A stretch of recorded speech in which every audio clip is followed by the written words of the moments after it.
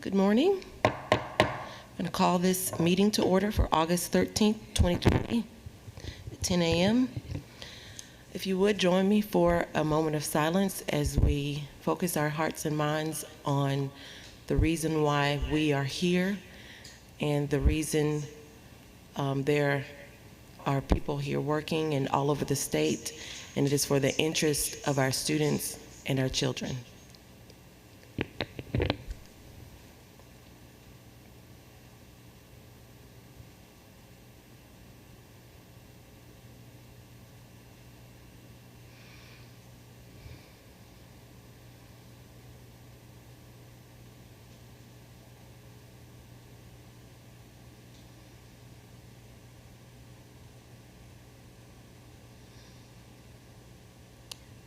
Thank you. I'm not sure why I am echoing. You were unmuted, wasn't you? Good now. Okay, we're good? All right. Awesome.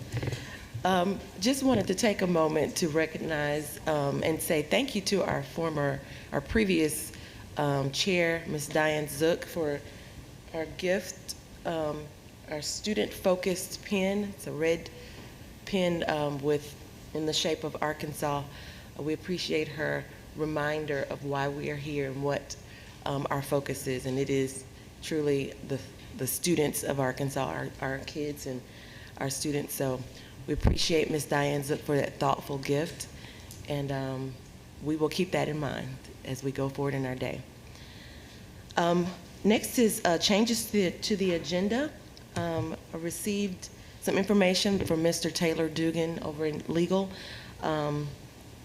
about an opportunity or a chance for us to possibly add the case for Mr. Jeff Burris. Attorney Cody Keys and Superintendent Larry Newsom of the Ouachita School District contacted him yesterday, yesterday about requesting a waiver for Mr. Burris's qualifying offense. We know that normally that would be on the September agenda, but because of time restrictions, they were wondering if it were possible, if they could either allow him to continue, if we could vote today to hear that case so that they can figure out whether they're going to allow him to continue teaching or work on filling the position. So I have that before you. If we have a motion, if you would like to add that to the agenda, I'm open to a motion. I'll motion. Okay, so moved by, we have a motion to add to the agenda Ms. Adrienne Woods, so I have a second. Seconded by Ms. Weta Newton. All in favor? None, any opposed? None, okay. All right, motion passes, and we will add Mr. Jeff Burris to the section of the waivers. We'll probably put him first. So let's see, remember what's happening. Okay, and consent agenda. There were a few items on here. If there's anyone that feels that they need to recuse themselves from anything, that's the action agenda, excuse me. Do we have any questions or comments on the consent agenda? Okay, do we have a motion? I'm sorry. I had a question. Okay, Ms. Newton. Item 6.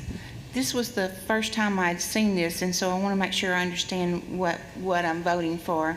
I understand that this person was under a 1240 waiver, and I understood the probation and the training. But tell me what a level 2 public notification is. Do we have anyone from? If you can come to the podium, please. State your name for the record, please. This is Amy Douglas, an attorney for PLSB. So, Ms. Newton, the level 2 notification is for non-licensed teachers, educators. What happens is a level 2 notification is equal to a probationary period for an educator that holds a license. So what happens is that goes out just as a probation, as if an educator had a license. So before they get a license, that is noted in their file. So would there be any way that a school, I guess my question would be, any way that a school district would understand what had happened previously? It will still be documented in AILS. Yes, okay, all right, thank you. You're welcome. Any further questions on the consent agenda?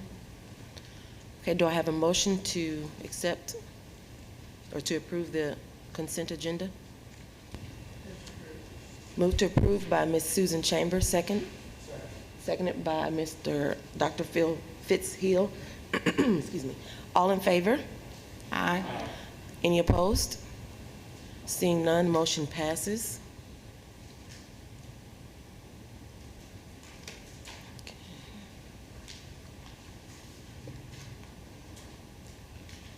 Okay. Let's move on to the action agenda. All right, number one, we have our presenter, Ms. Carly Saracini. Would you state your name for the record, please? Carly Saracini, Saracini, Assistant excuse me. Commissioner, Educator Effectiveness and Licensure.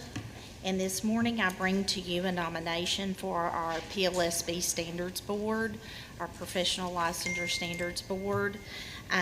This nomination is coming from the Arkansas Public School Resource Center, and their nomination is Lou Ann Baroni, and she is currently serving out a term for someone else, and so she is just being brought to you to have a new term.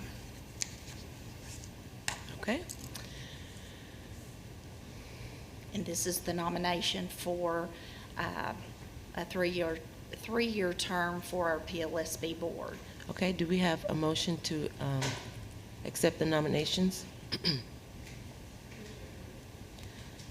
Moved by... Move to approve. Moved by Ms. Sarah Moore. Do I have a second?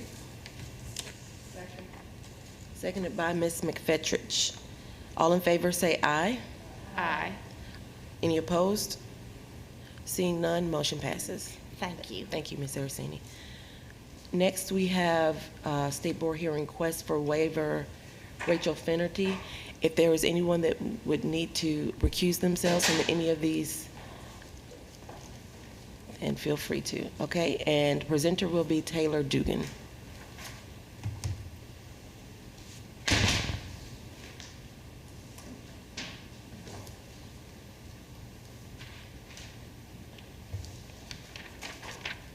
Mr. Dugan, did you want to take Mr. Burris's case first, or do you put that where you want to put it? If I may, Madam Chair, put him after this case. Okay. In this case, Madam Chair, the educator should be on the Zoom. I saw her name up there. Right. Ms. Finnerty, can you hear me? And you're on mute right now, if you don't mind unmuting yourself. Yes, Mr. Dugan, I can hear you. Awesome. You sound great. Welcome, Ms. Finnerty. Madam Chair, if I Yes. could just real briefly go over the procedures for Please these. do. First of all, thank you, Educator Effectiveness, for letting me handle this case for Ms. Finnerty, because I've been working with her over the past 18 months or so, trying to help her get her license. So they were nice enough to let me continue on with this case, because typically it would be Jennifer Link handling these cases. So in these cases, Ms. Finnerty is asking for a waiver of a disqualifying offense. We received information from her criminal background check that the offense in question was theft of property, grand larceny in Florida, but theft of property here in Arkansas. In these cases, first, the department has a 5-minute opening statement, and then next, the educator has a 5-minute opening statement, and then after that, it's, I believe, 15 minutes, correct? 15 minutes for the department, and then 15 minutes for the educator. And then obviously if the board has any questions, can stop at any time to ask questions. And then in conclusion, each side will have 5 minutes for a conclusion. And so with that, Madam Chair, I believe Ms. Finnerty would be the only person providing testimony. And so I just ask that Ms. Finnerty be sworn in. Okay.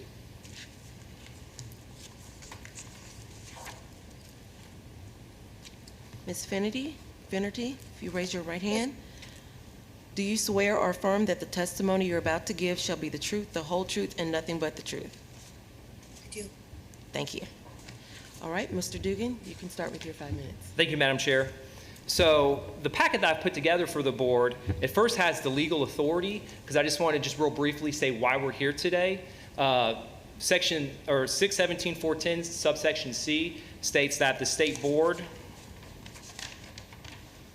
shall not issue a first-time license or renew an existing license, and shall revoke an existing license not up for renewal for a person who has a true report in the Child Maltreatment Central Registry or has pled guilty to or has been found guilty of one of the following offenses by a court in the state of Arkansas or of any similar offense by a court in another state or federal court.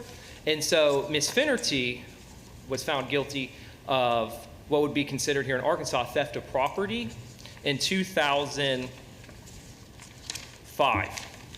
And so it was, in Arkansas, felony theft of property starts at $1,000 and then goes to $5,000 for a D felony, which is the lowest level felony.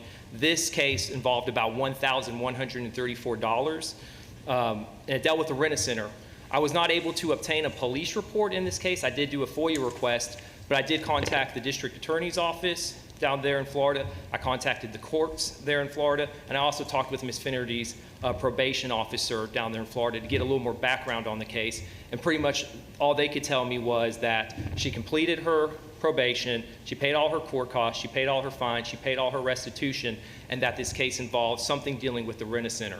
So Ms. Finnerty would be better to give you guys the detail of the background of the case, but I did try to follow up and try to get you guys a police report. But the sheriff's office down there, the arresting agency, did not have that report anymore.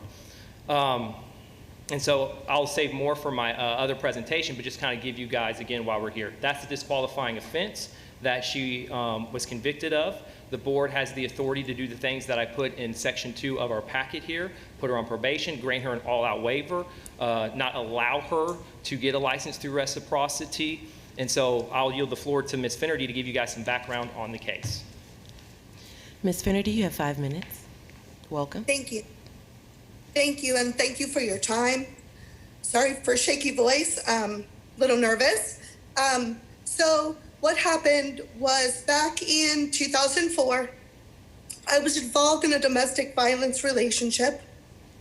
I went into a shelter, and as I was staying in this shelter, I made some wrong decisions, and I invited, when I was able to leave the shelter to go to my own place, I invited someone from the shelter to come with me with her children because she was about to be put out. Her time had extended. She was involved once again with her abuser. And for the first 2 or 3 months or so, things went very well. Well, New Year's Eve, I came home to discover that everything in the apartment we shared was gone. And I called the police, and they said, look, there's nothing we can do about it. She lived there. And it was actually the same police department that was my arresting agency. So through other advice, I was told, well, if she took your personal things, your ID, your checkbook, because everything was gone. They said, call again and report that there was personal things taken. Well, I was told until she did anything illegal with them, she had right to the home and they couldn't, it was basically civil. Well, a few months went by and nothing happened. So I believed, I replaced my license, I changed my bank account, and I thought we were moving on until the police department came to my place of employment and said, we have a warrant for your arrest. And I was totally in shock. And basically he had given me the opportunity. He said, if Rent-A-Center will send someone to do an ID and they say it's not you, I won't arrest you. But if they won't come, I have a warrant and I have to do my job. Well, Rent-A-Center refused to come. And so I was taken to jail. I originally tried to go through PTI, which is like pre-trial, because it was my first offense. never been in trouble before, never arrested before, but I lost my job because I was arrested.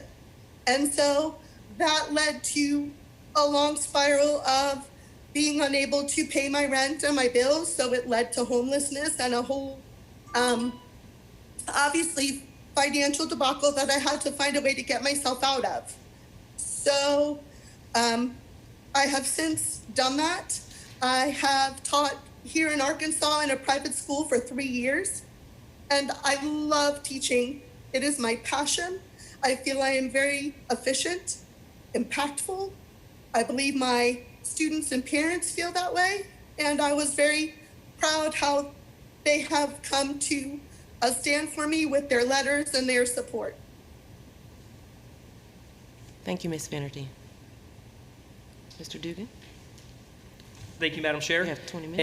And I'm going to be brief because kind of in the opening, I think it kind of gave an outline of what's going on here. But so here at the department, my job is to prove by preponderance of the evidence that there's a cause for this that exists. And so that's why I provided the sentencing order from Florida, just to show that this is the case, this is the conviction, and then also hopefully how it fits into the Arkansas statute. And so I think that we've proven that by preponderance, by Ms. Finnerty's comments, and also by the sentencing order that was provided to the board. And if I could just say, I mean, Ms. Finnerty, I've been working with her for about 18 months, trying to help her get her license, and, having this little hiccup on her record. She always returns my calls. She always returns my emails. She's always quick, that she's a delight to work with. And so that's why I attached the letters of recommendation that she provided from her school. And so when I look at this case, I see that this is an offense from 2005. I see that in 2016, she gets her bachelor's degree. She has paid off all her restitution, all her court costs. The only hiccup she has on her record, and then now is wanting to, teach. So I think she's worked really hard, and she's done a really good job of trying to get her license. And so if there's any questions of the board, I would love to entertain questions. But if not, I'll turn it back over to Ms. Finnerty. Okay. Ms. Finnerty? I thank you for listening. And as I said, teaching is my passion. It's what I work so hard for. And I hope that you can see the effort and the quality that I've put into my livelihood and profession, and allow me to teach in your great state of Arkansas. Thank you, Ms. Finnerty. Do we have any discussion or questions? So we've heard from Mr. Dugan, the department, and we've also heard from Ms. Finnerty the details of the case. So if this time, do I have a motion? Move to approve the waiver. Move to approve the waiver from Ms. Susan Chambers. Do I have a second? Second, go ahead. No, go ahead. I just wanted to say something to Ms. Finnerty, that how proud I am of her hard work, that a lot of people would have given up under the circumstances that she's been through, and she's shown determination to not give up, to keep being diligent, to work hard, to do the right thing. And so I can't speak for the whole board, but for me personally, I'm very proud of the hard work that you've done. And I echo those sentiments. I also say something. Mm-hmm. Ms. Finnerty, have you ever looked into having your record expunged? Unfortunately, in the state of Florida, if it's a felony and it's a guilty verdict, you can't. So this is part of the reason why I've laid my cards out on the table, because it is extremely important for me to be able to represent my efforts and hard work and my dream. And so I'm willing to put myself out there for that. Thank you. Wonderful. So we have a second by Ms. Weda Newton. All in favor, say aye. Aye. Any opposed? Seeing none, motion passes. Ms. Finnerty, I want to echo, Ms. Newton took the words right out of my mouth. As someone who has worked with women who have been in domestic violence situations and have lived in shelters, I understand on a closer, more intimate level what it takes to build your life from that point. And it's a testament to your focus and determination to make a better life for yourself. And as Ms. Newton said, very proud of you. Keep up the good work. Keep moving forward. You know, the letters of recommendation and support just speak to the influence and the good that you're doing in your community and at your school, and how you're touching the lives of students every day. So be encouraged, keep moving forward, and wish you all the best. Thank you so much. Thank you, everyone. Thank you. All right. Love to hear those. That was a good one. And Yes. ladies and gentlemen, she has, you know, over the time I've got to know her, because when I denied her, you know, last year because of it, and it was because of the wrong fingerprint card, didn't have the right code on it. Most people would have given up, but she probably has my number saved in her phone, because I've spoken with her a lot, and she really wants this. And if I may, Madam Chair, Mr. Burris is outside. If I could go grab him real quick. Please do. Thank you.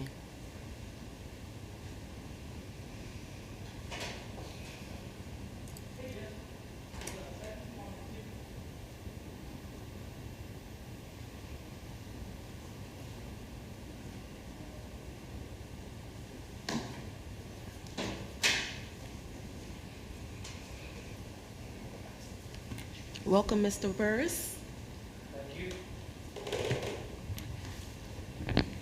And Madam Chair, for this case, there will be two people that might talk, and it would be Okay. Mr. Burris and his son, Mr. Seth Burris. And so if I may ask for them to be sworn in at this time. All right, if you will raise your right hand. Do you swear or affirm that the testimony you're about to give shall be the truth, the whole truth, and nothing but the truth? Thank you. Board members, thank you so much for allowing Mr. Burris to come here today and present his case on such short notice. Like Ms. Dean spoke of at the beginning of the meeting, is I was contacted by the school district and also Mr. Cody Keys about a waiver that the school district is in support of for Mr. Burris. And, you know, I did the typical response, well, it's too late because the meeting's on Thursday. And so I really do appreciate you guys making that change to the agenda to help clear this up for the district and for Mr. Burris prior to next week when school's starting.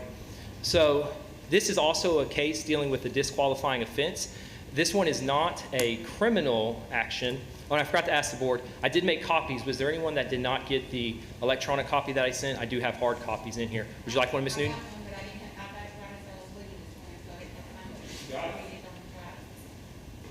I'd like to have a hard copy.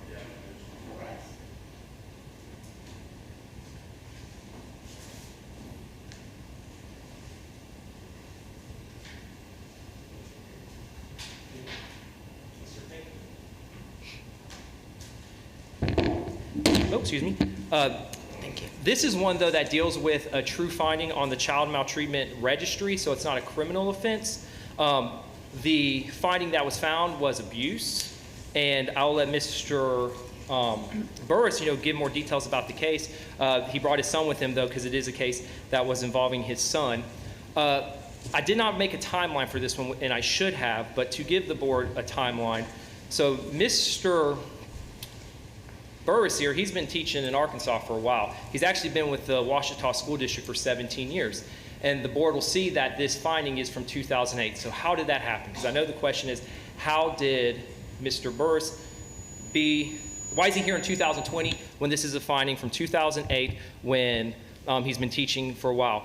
I went back and checked our files, and the information that we received from DHS in 2010 cleared him.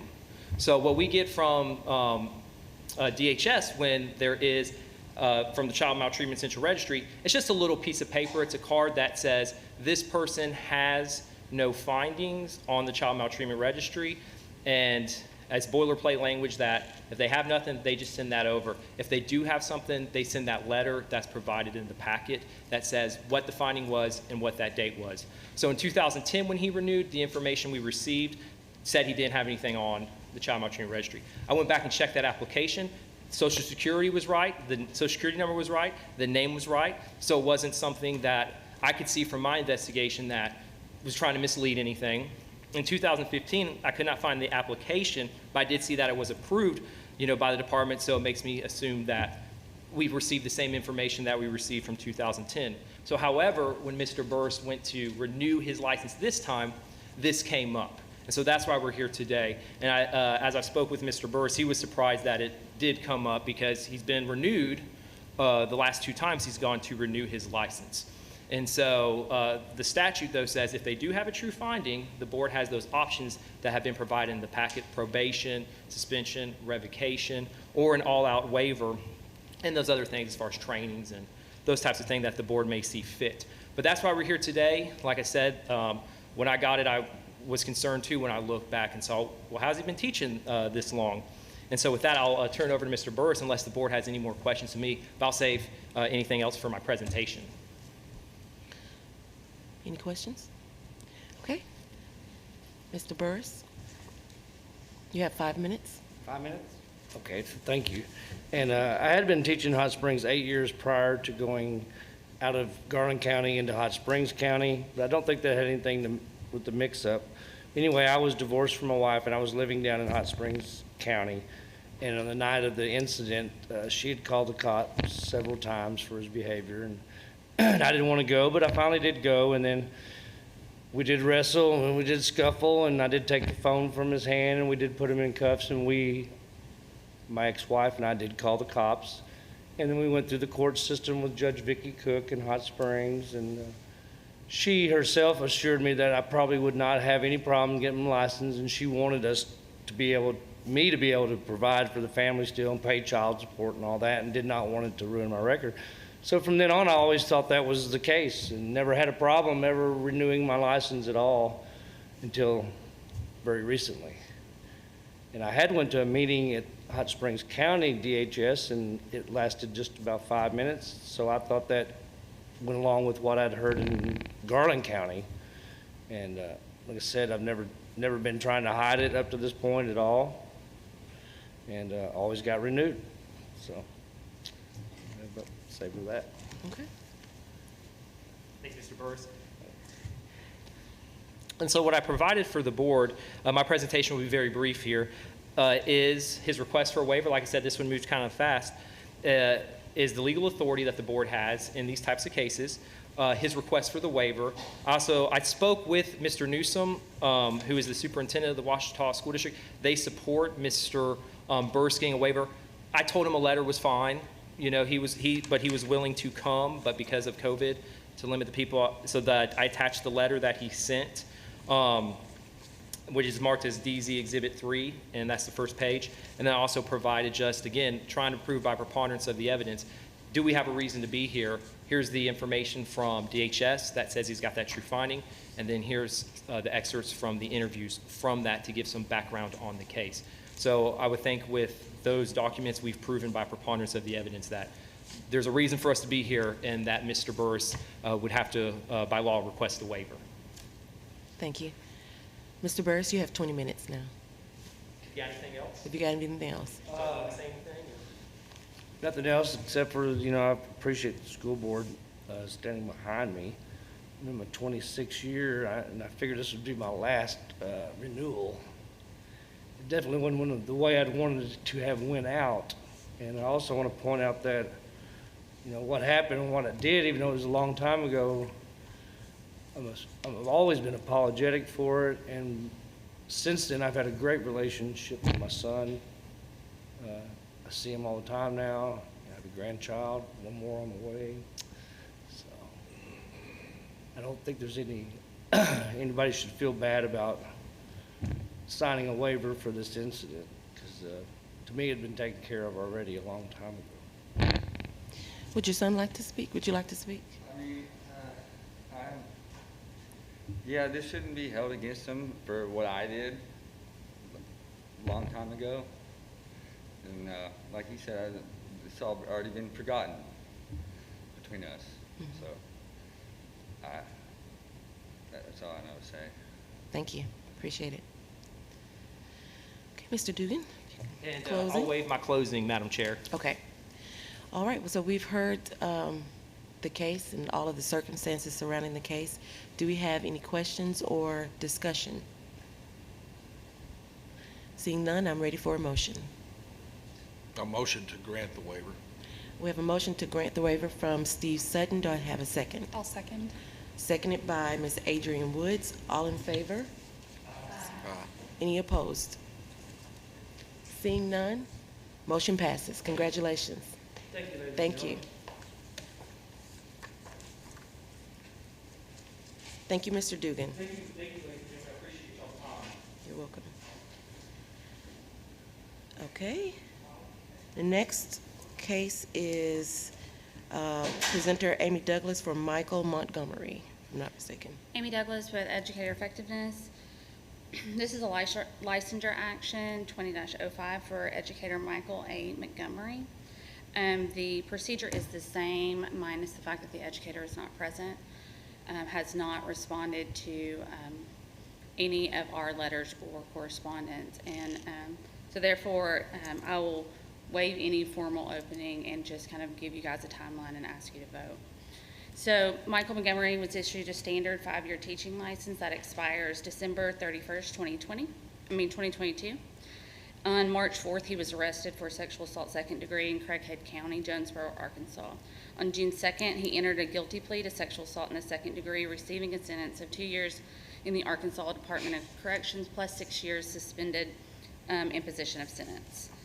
Based on his plea, he is now registered as a sex offender in the state of Arkansas. He was sent notice in the middle of June regarding his options to request a waiver from the board on his disqualifying offense. He has not responded to that, as I'm sure he is in the Arkansas Department of Corrections at this time. So the department is asking that you revoke his license permanently. Okay, thank you. Any questions or comments? Seeing none, do we have a motion? We have a motion to permanently revoke the license of Mr. Montgomery by Ms. McFetrich. Do we have a second? Second. Seconded by Mr. Sutton. All in favor, say aye. Aye. Any opposed? Seeing none, motion passes. Thank you. We will Thank report you. this in ALS and in NASDAQ. Okay, thank you so much. Next case is School Choice Appeal, Malachi Ellison, presented by Ms. Mary Claire Hyatt. Ms. Okay, Ms. Dean, Thank you. I'm going to Yes, ma'am. recuse on these next two items. okay, thank you.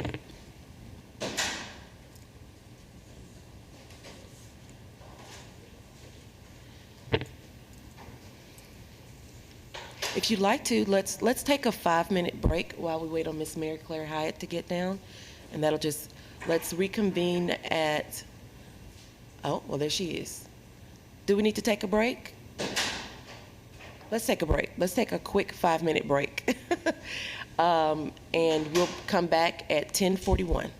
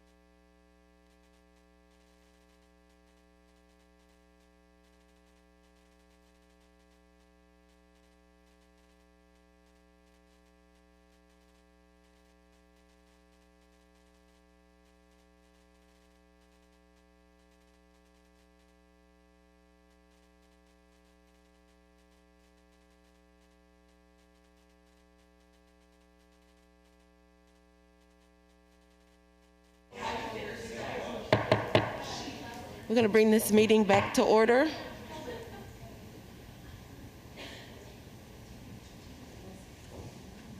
we ready? Okay, all right. All right, Ms. Mary Claire Hyatt. Well, this is school choice appeal case Malachi Ellison. Good morning, Mary Good Claire morning. Hyatt. Nice to see all of you guys in person. Yes. So the two school choice appeals, the next two are the same family. So again, you're welcome to talk about them together, but please separate your motions. So Malachi and Rachel Ellison, I believe Daniel Ellison is on the Zoom, should be on the Zoom. Malvern School District, Superintendent Brian Golden or Chief of Staff Jace Roberts should be, I think I see them. And then the superintendent from Poen should also be on, who I thought I saw on there also. The hearing procedures, just to refresh your memory, please swear everyone in who's not an attorney. Each party, beginning with the non-resident school district, so in this case it would be Poen, will get 5 minutes for an opening, then Malvern will get 5 minutes, and then the Ellison family will get 5 minutes. After that, everyone will get 20 minutes. You can ask questions and then make a decision.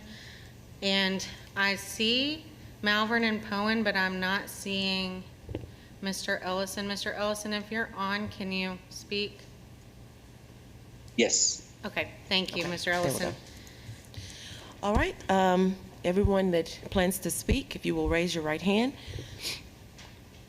Do you swear or affirm that the testimony you're about to give shall be the truth, the whole truth, and nothing but the truth? I do. I do. All right, thank you. I do. We're going to start with Mr., is it Kasire? From Poen? Yes, ma'am. Kasire. Mr. Kasire, welcome. Yes. You have 5 minutes. I don't have a whole lot to say. You know, we just all try to follow the law. I know that the Ellisons have been in the district all of their lives, and, you know, we'd love to keep them. But, you know, the law says what the law says, and anything other than that, common sense is up to the state board. All right, thank you, Mr. Kasire. And then we have Mr. Golden from Malvern. This is actually Mr. Roberts. Mr. Roberts, I'm sorry, she said that. That's fine. I really don't have anything to add as well, other than this was just a cap issue where we had gone above our 3% cap. Okay, thank you. And then we can hear from the Ellison family. Mr. Daniel Ellison, you have 5 minutes. Welcome. I'd like to say thank the board for their time, and our kids had been in Poen school since pre-K, and we recently just finished the house and moved outside the district, and that's the only reason we're looking to try to keep them in the same school that they had started.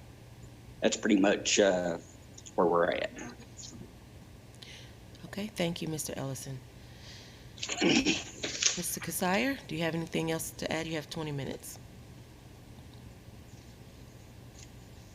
No, ma'am. Okay. Thank you. Thank you. Mr. Roberts? No, ma'am. All right, Mr. Ellison, do you have anything to close with? Only that I'd like we've talked to our kids about this, and they would like to remain in their existing school district just because of their the friends they've built over the years. Malachi is going into 11th grade, and Rachel is going into 9th grade. Sorry, a little nervous here. But they, like I said, there's, if we would have moved from one district and moved into Malvern and tried, going to a different one, I could definitely see that. But like I said, we're just trying to keep them where they've been going to school their entire year, their life. So that's kind of where we're at. Okay. And thank you for your time. Thank you, Mr. Ellison. Okay, we've heard the case. We've got the information in our packet. Do we have any discussion or questions? Ms. Moore? Yes, I have a question for either Poen or Malvern. In this instance, when the students have never attended the Malvern School District to start with, did the boards look at doing a legal transfer for the family?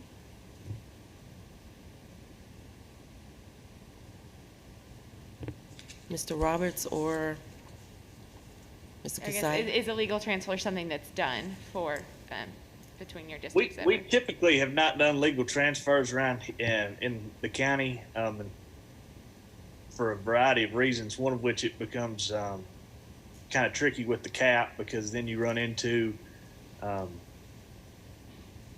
what's the purpose of the cap?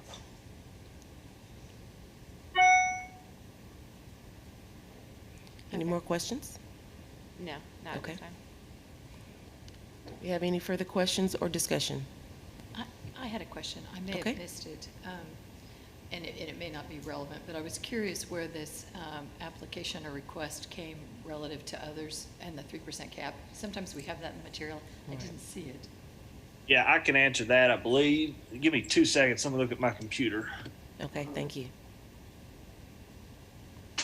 Looks like we received that request April 14th, and we met our cap. It gets a little tricky with telling you the exact date, because obviously siblings get priority and those who had been denied the year before. Looks like there's roughly 20 to 25 students between when we met our cap and when we received the Ellison's application. Thank you.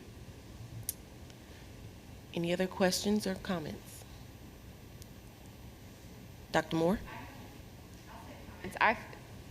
It is tricky in these situations where the student is not counted in the Malvern district to begin with. And so I still have a hard time of wrapping my number around that cap that doesn't include the students that were there to begin with. Right. That's my only comment right now. So I think through this. Okay, thank you. If we don't have any further discussion or questions, I'm ready for a motion. I'm sorry, I'm not sure. I need the answer to Dr. Moore's question. Can somebody speak to that? Ms. Mary Claire Hyatt? Is there an answer? I think we talked about this a little bit last time. So the 3% cap is in the law as kind of a stop-loss provision to prevent schools from losing too many kids per year. Students who were not in that district, so let's take Poen and Malvern. The Ellison children would have counted in the enrollment for the Poen School District last year because they were attending that district. So when we calculated the 3% cap, the Ellison kids were calculated in Poen's number, not in Malvern's, because they didn't attend Malvern. Now they've moved into the Malvern district, and Malvern can only let the 3% go. Their applications still count towards that 3% cap, as do any other students who didn't attend if they were in a charter school or a home school or something like that. There are, I'm sure, also kids that were counted in Malvern's who then choice to go somewhere else, or in the opposite of what we're talking about in this situation. So I don't have the numbers to know if it quite evens out, but I do know that anyone's application is considered, because you do have to attend school because of the Arkansas residency law where you are living in the school. Your resident district is where you're zoned, and so in order to go to a school that's not in that district, you do have to either use school choice, a legal transfer, or one of the other choice options. Thank you. It Thank is you. tricky. A question for Mr. Ellison. Did y'all know that you were moving into Malvern when you built?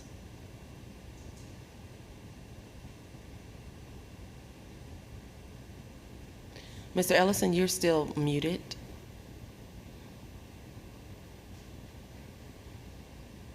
You're still muted. Can you hear me now? Yes. All right. We were aware that the property was outside the other county that we were currently living in. Yes. Thank you.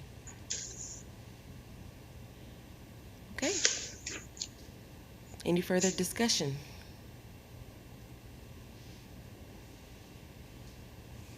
If not, then I'm ready for a motion.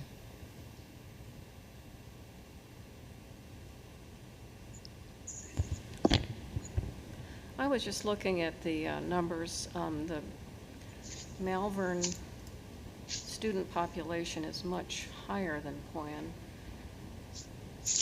So in my thought process, I would think that we would not be hurting Malvern by letting these students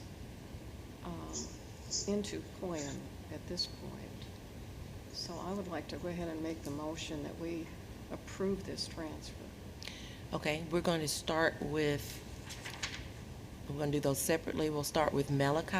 Okay. So if you'd like to make a motion. I make a motion that Malachi be awarded the transfer. Okay. We have a motion for Malachi Ellison to be granted school choice waiver, or transfer, excuse me.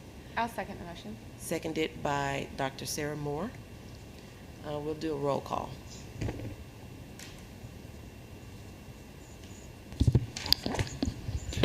Okay, on the motion to approve the waiver, Dr. Moore, Yes. Mr. Sutton, Yes. Ms. McFetridge, Yes. Ms. Woods, Yes. Ms. Chambers, Yes. sorry, yes, okay. Dr. Hill? 6 yeas, 0 nays. Motion passes for Malachi Ellison. I should, and 1 recusal, I should. I'm sorry, report. and 1 Yes. recusal, that's right. And next, I will accept a motion for Rachel Ellison. I'll make that motion that we approve Rachel's transfer, Rachel Ellison. Okay, moved for approval for transfer by Ms. McFetridge. Do I have a second? Second. Seconded by Dr. Moore. Roll call, please. Dr. Moore, Yes. Mr. Sutton, Yes. Ms. McFetridge, Yes. Ms. Woods, Yes. Ms. Chambers, Yes. Dr. Hill. 6 yeas, 0 nays, 1 recusal. 1 recusal. Motion passes for transfer for Rachel Ellison. All right. Mr. Ellison, congratulations on your transfer for your 2 children. Thank you. Miss Dean, if you'll allow me, I'll go grab Jennifer for the next. Okay, thank you.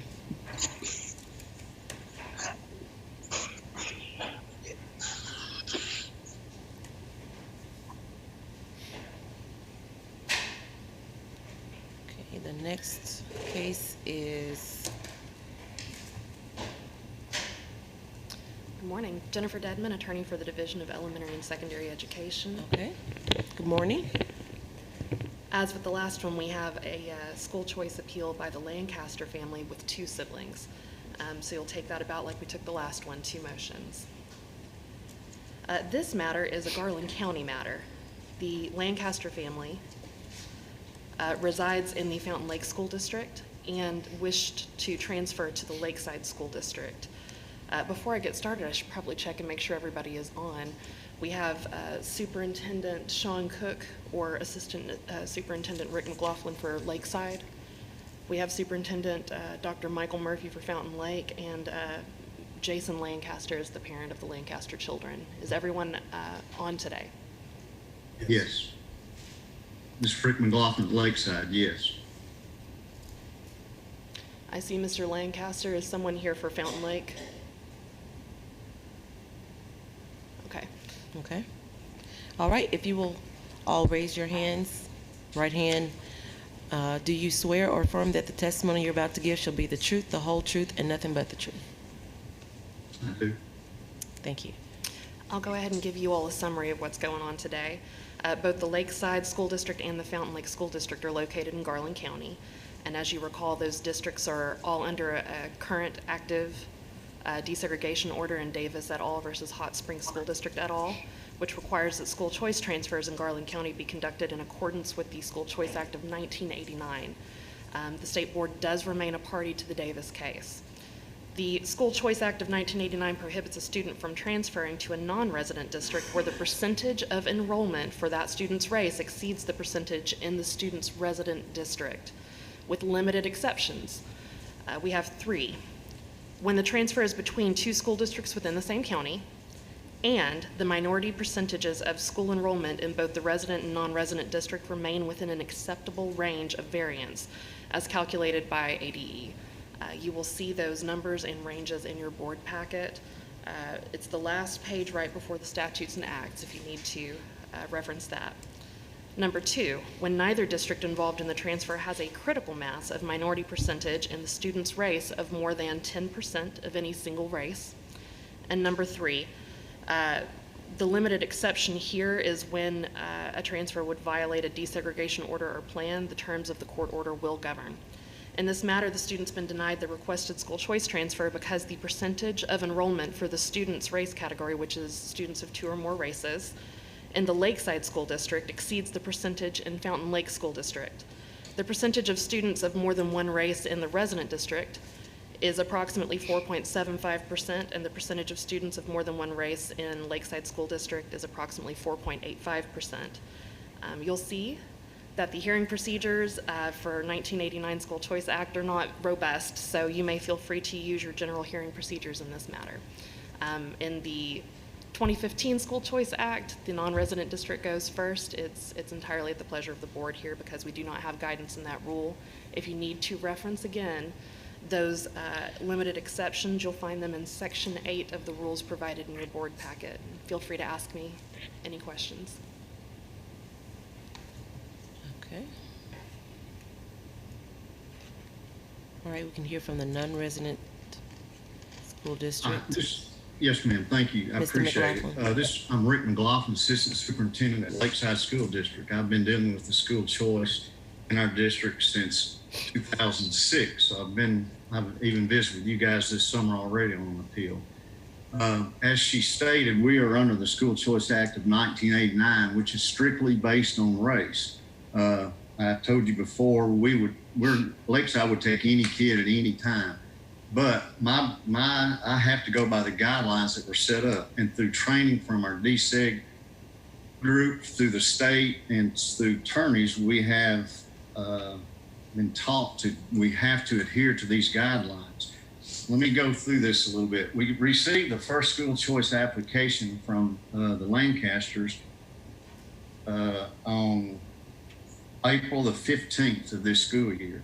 On that application, they had put African American, which our percentage is much higher than Fountain Lake, so they were denied, and they received that letter. I received a second application June the 25th, and this one they had marked 2 or more. When I look at 2 or more on our range that we do get from the State Department, as she stated, our percentage is 4.85, Fountain Lake's 4.75. I understand that's not very big spread, but you can look through all our districts in all the 7 categories. There's a lot of those that are not a very big spread, but we have to go by that. The acceptable range, we do not fall in the acceptable range to override these numbers on the race percentages, which we also receive from the state. So there's no way that I could legally accept those students, even though we'd take anybody, but legally I cannot do that. I'd be glad to answer any questions that you may have. And that's all I have at this time. Okay, thank you, Mr. McLaughlin. You're welcome. Mr. Murphy from Mountain Lake.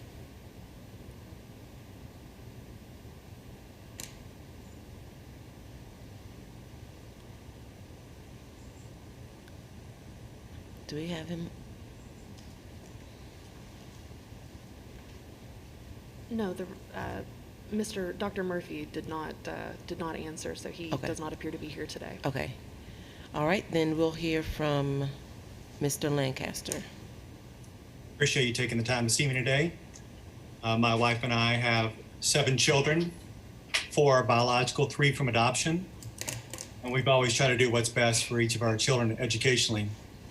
I'm here today to appeal a school choice decision for two of my children, Darion and Mary, 9 and 10. And they were rejected for school choice at Lakeside, which is in Garland County. And the reason given is in the code 618-206 with regard to the minority percentages of 4.85 and 4.75. I was not intending to make this a racial issue, as their unknown origins at times of their race. I don't want to get into their background of why that is, because I don't want to talk about abandonment issues and unknown parentage issues. And I didn't want to make this a race issue, which I could from the George Floyd thing. So whether we're looking at it as African American or two or more, which is in this case right here, my appeal is still the same. And both percentages still fall under the 10% that is lacking in Lakeside and lacking in Fountain Lake. And I'm going to read to you what you probably have in front of you from the Arkansas Public School Choice Act of 1989. And I'm drawing your attention to the exception, and that is going to be in point 2. It says, when neither district involved in the transfer has a critical mass of minority percentage in the student's race of more than 10% of any single race. And as you can tell with the case we got before us now, whether it's two or more, the 4.75 being in Lakeside and 4.85, or vice versa, those are both under 10%. And so I think those fall within an acceptable range of variance. And I have an emotional appeal to make, I have a logical appeal to make, but I'm going to stick to the appeal of the current law without getting into any dramatic race arguments at this time for my children. But I'm just going to appeal to the law and section F3, or as you see, number 2 on the 618-206, which I think, since that both of the schools fall under 10%, the transfer should be permitted if they fall within the acceptable range of variance.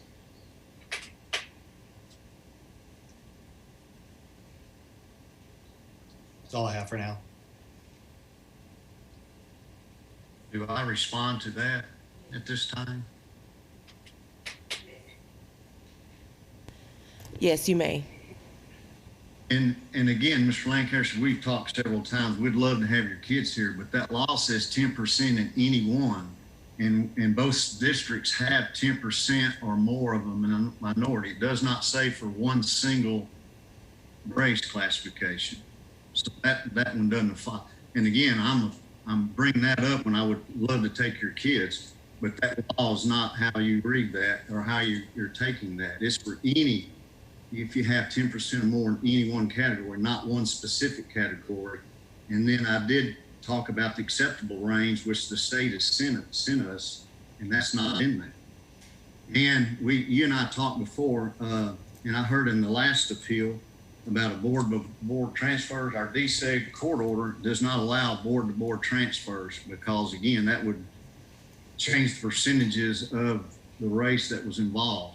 And believe me, we would not like to be based on race. We'd like to be like the rest of the state. And we've said that all along. We lost that appeal to the courts in St. Louis. Our county has done that. We lost that. So we still have to go by this federal law that we've been handed down. Am I able to respond? Go ahead, Mr. Lancaster. Once again, I'm just reading the code that you have right in front of you.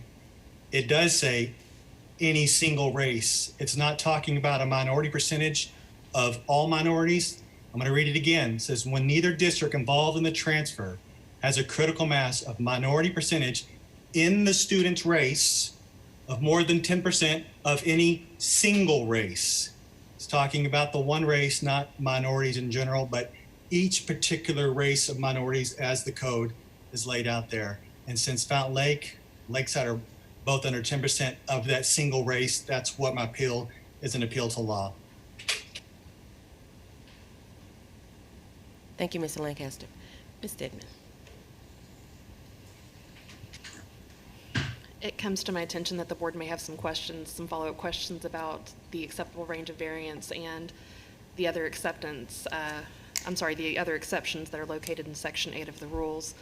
I'm happy to address those questions. Would anyone like a little more information about those exceptions? Yes. Okay. I think that, and the rules do, of course, comport with with the 1989 law. I think it's probably easiest if you turn to page 5 of the rules that are provided in your board packet. It's like 5 pages from the end of your board packet. We're looking here at section 8 of the rules. At 8.01, we see that no student may transfer to a non-resident district where the percentage of enrollment of the student's race exceeds the percentage in the student's resident district, except as provided below. So there's the general rule. We then see 2 different sections below that. A transfer is permitted if, 1, the transfer between the districts are within the same county. So we do have that here. And 2, the transfer does not result in either district exceeding the acceptable range of variance for the representation of minority or majority students. The acceptable range of variance is as provided in section 8.02, which we can go to, but I think the easier thing to do is if you'll turn to just before your statutes in your board packet, we actually have a printout there. It looks like this. You've heard in my summary that the acceptable range of variance can be calculated, as you see in 8.02, but we've actually provided it. If you look at the bottom of the column that says 2 or more races, you'll find an acceptable ranges indicated. When you go over to 2 or more races for Lakeside, you see 4.85%, and for Fountain Lake, you see 4.75%. But if you go down to the bottom of that column where it says acceptable ranges, it's 5.55% to 7.14%. So that's your acceptable range of variance. Let's address now that 10%. In 8.01.2, that second section, a transfer is permitted if each school district affected by the transfer does not have a critical mass of minority percentages of more than 10% of any single race. When we turn back to that same sheet, you can see, there we are. You can see here that in Fountain Lake School District, if you go over across the ranges, you see that we've got 10.02 under Hispanic students, and in Lakeside School District, rather, we have 11.17. So each district does, in fact, have a category that exceeds 10%, but you will also see that acceptable range of variance is stated for you. In 8.02, you see the math that we used to arrive there. We could walk through that math if you needed. We do have the raw numbers, but you are also able to rely on the department's calculation on that sheet. Are there any questions?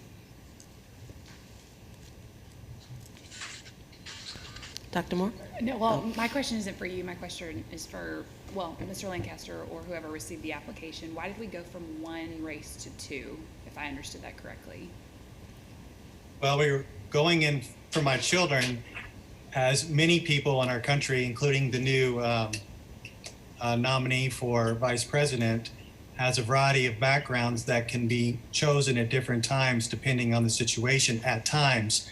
And considering what has happened, I didn't want to make this an African-American race issue or a 2 or more race issue. But since that time, my background and my children have a variety of backgrounds that are unknown, and because they're adopted. And when I'm talking about unknown, we're talking about unknown parentage at all. And I know specifically on one of the children we're talking about here, it's 2 or more of the parents that we do know. So to go into the specifics of what is it in each category and each time, it always depends on what am I going to push. Did I want to come here and talk about the race issue and the racial issues we've been having at Fountain Lake and how the racism we've been experiencing there? I was trying to not throw Fountain Lake under the bus and kind of put that aside and just go with the 2 or more and see if that was a better outcome. Right. So, but I guess my question is, you submitted an application and you only checked 1 race category, and then when it was denied, you submitted a second application with 2 or more checked. Is that correct? I just want to make sure I understand. That is correct. Okay. And then my other question is there a particular reason why you're trying to get into Lakeside? Because I know you have 7 children. I didn't know if you already had children in that district or. No, I currently, none have attended that district this past year. I have another child, 2 children that were attending Fountain Lake this past year, but the 2 children that we're talking about right now, I pulled out of Fountain Lake due to educational and racism issues and had to put them into a private school obviously outside of Fountain Lake this past year. So I could even argue that they wouldn't even be included in these figures because they didn't attend, they were pulled out of Fountain Lake. because of the racism issues that we're having there. But I didn't want to make this a racism issue because I know you got the desegregation thing you got to follow. That's the challenges we've been having in Fountain Lake with regard to racism and difficult education there for those 2 kids. Like I said, I have 7 kids trying to do what's best for each of them. And my children there have not functioned well in that environment, these 2. Thank you, Mr. Lancaster. Dr. Moore, did you have a question? Yes, I have some questions. Thank you all for explaining this to us. For Jennifer, so the acceptable ranges, at this point in time, both districts are below the acceptable range for 2 or more races. That's correct. I'm assuming that if these students were to move into Lakeside, it might bump up that so that they would fall within acceptable range. All I have to work on is what we have from this past year. Those kids are not there. That's all I can work on. That's what I'm saying. Okay. We can say a lot about moving here or there, but what we have is what we've got. It is true that both districts are below the acceptable range of variance, but based on the raw numbers, I wouldn't expect that 2 transfers would bump either district to 5%. Okay. So just theoretically, if both districts were within that range, a transfer could be allowed. Is that correct? Correct. That is one of the exceptions. You might think of it as a plus or minus. The acceptable range of variance is kind of a range in which you could fall, but it is true that everybody is underneath it currently. Okay, so since they're both underneath the acceptable range, again, it seems, and I know it's bound by the court, but it seems to me that that transfer could be allowed because they're both in the same position in that sense. Okay, so my second question revolves around the second exception of 10% or more. I'm going to go back just a little bit to your first question. Under 8.01.1, it doesn't talk about falling within the acceptable range of variance. It says that the transfer does not result in either district exceeding the acceptable range of variance.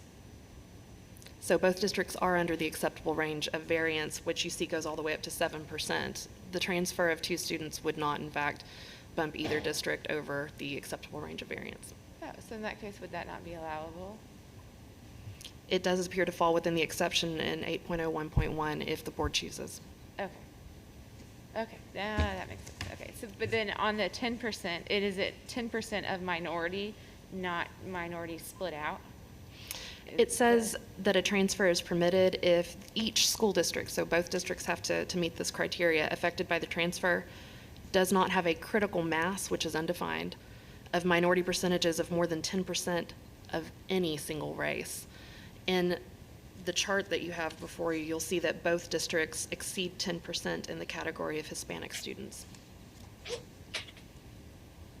Okay, and even though that is not the race defined here, it still hinders. And I'll go back to the language because we do not have a definition, of course, for critical mass, but it says both districts do not have a critical mass of minority percentages of more than 10% of any single race. I'll leave that to your judgment, but it doesn't define critical mass, but it does say of any single race. Here that he's putting forth is the 2 races. So is that the column that we would be?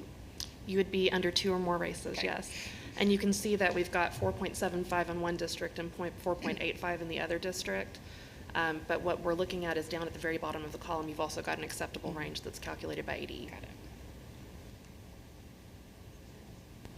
You're saying that because this would not put them above the acceptable range, that we would be okay with the statute? It's of course up to the board and within the board's judgment, but this would not exceed the acceptable range for either district because the acceptable range stretches all the way to 7%. Both districts are well below it. Okay, all right, thank you.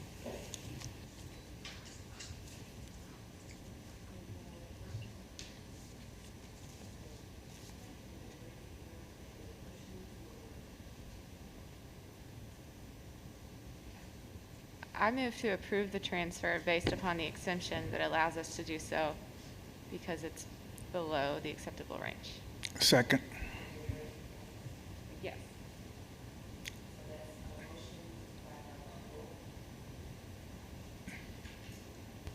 So we have a motion by Dr. Moore to grant the waiver, and seconded by Dr. Hill for Mary Lancaster. And we'll do a roll call.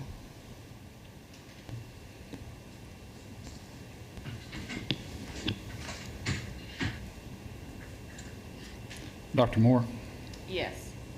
Mr. Sutton, Yes. Ms. McFetrich, Yes. Ms. Woods, Yes. Ms. Newton, Yes. Ms. Chambers, Yes. Dr. Hill. 7 yeas, 0 nays. Motion passes for Mary Lancaster. Do we have a motion for Darian Lancaster? I make a motion to approve the transfer of Darian Lancaster. We have a motion by Dr. Moore, seconded by Dr. Hill. We'll do roll call. Dr. Moore, Yes. Mr. Sutton, Yes. Ms. McFetrich, Yes. Ms. Woods, Yes. Ms. Newton, Yes. Ms. Chambers, Yes. Dr. Hill. 7 yeas, 0 nays. Motion passes for Darian Lancaster. Congratulations, Mr. Lancaster. Thank you, Thank you. Mr. McLaughlin for joining us today. Thank you. Thank you for your time. Thank you. Okay, let's see. We're moving.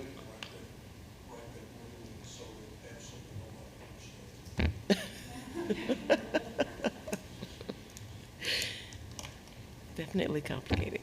Okay, we have Ms. Tracy Webb, who is doing the consideration of District Conversion Charter School Amendment Request for Fayetteville Virtual Academy. Yes, ma'am. Tracy Webb Charter Unit. On July 14th, 2020, representatives from Fayetteville Virtual Academy appeared before the Charter Authorizing Panel to request an amendment to increase the enrollment cap from 500 to 5,000.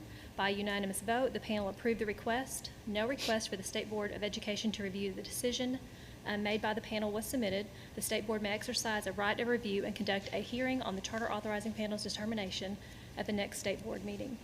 We do have Dr. Megan Slocum on the Zoom, should you have any questions. Okay, thank you. Welcome, Mr. Slocum. Thank you. Sorry, Miss Slocum. Dr. Slocum, excuse me. I'll get it right in a second. Okay, I'll take any. Thank you. Do we have any discussion?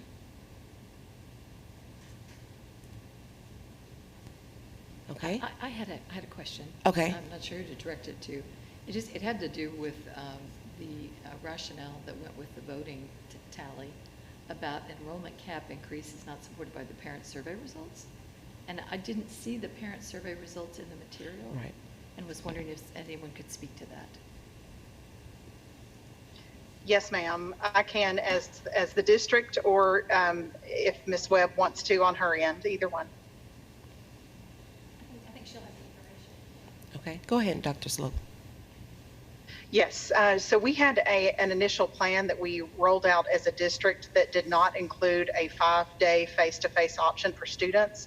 That was rolled back, and we have now created a new survey with that additional option added. So we are in the process of collecting that new data now to determine how many students will fall into each one.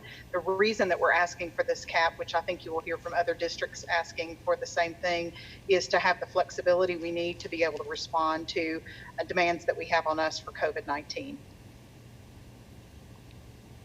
Okay. Any further questions? I do.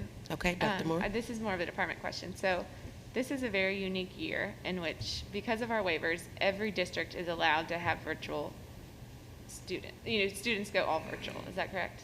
Correct, yes. So in many districts, those students, where will their enrollment will just fall in their home school, even though they're on virtual, is that correct? It will. So some of our districts do have a district conversion charter, which Fayetteville does. And so if they want to be 100% virtual, I think sometimes that is a choice that they make to be enrolled in that virtual school. And that's usually at least a semester commitment from what I've heard from how they're handling that. Others are just doing virtual through their regular school district. Maybe a teacher is designated per grade level to do virtual. There's lots of different scenarios, but that's kind of how they're doing that. So in this case, do they even need the enrollment cap because we've already approved the waivers, or? So if they're going to be enrolled in their district conversion charter, they will. If those students were still enrolled in their district, they would not need this waiver. And this waiver, how many years will it be? Their charter actually expires next year, and so they'll be coming back for renewal at the end of, in December, to the CAP. And so they may rescind that waiver at that time or continue the waiver, request to continue it. Okay. Yes. Thank you very much. Thank you for that. They're also requesting a grade level increase, aren't they, as well? Yes, ma'am. Okay. Any other questions or comments? Dr. Slocum, did you have anything you wanted to add or present? No, ma'am, we're excited about this school year and ready to get started. Okay, thank you. If I may, Dr. Slocum, good morning. Could you share, I know you probably don't have all your results back yet on the latest survey, but do you have an estimation of what the impact will be?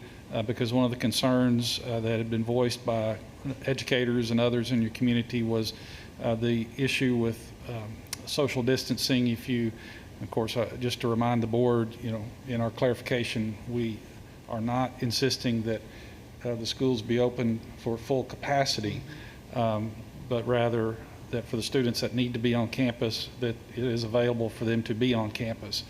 But Dr. Slocum, in your preliminary numbers that you're getting to coming back, I mean, what does that look like as far as the impact on the reduced number of students that would be on campus? I think what we're going to see is a mix between the reason that we came forward initially with this request, one, to lower the number of grades served K-12, and then to expand the numbers that we could potentially accept, is so that parents had as much flexibility as possible. We also knew that our charter was up for renewal, so we anticipate that we will be able to either lower or then justify those numbers when we come back before the charter authorizing panel in December. But as it relates to the number of students that it looks like you might be having on campus, this is going to have an impact. This increase is going to have an impact on what you can expect at the various building levels. Is that correct? And so in our efforts to try to socially distance, that's the reason we were trying to give as many options to parents as possible. They are still making those decisions. Once we have that data, then we'll be able to put each of those in those various categories and know what our numbers are, and then be able to report that back to the charter authorizing panel in December, and then you guys in January, to then really know what our number needs to be. Okay, thank you. Thank you. Thank you. Any further discussion, questions? Maybe Ms. just an Chambers? observation. It just seems like it will be so very difficult to predict where the students will be this fall. And my guess is it could change over the course of the fall. So in terms of planning and in terms of even where the dollars go to the schools, and how does that work when it is as fluid as it is right now?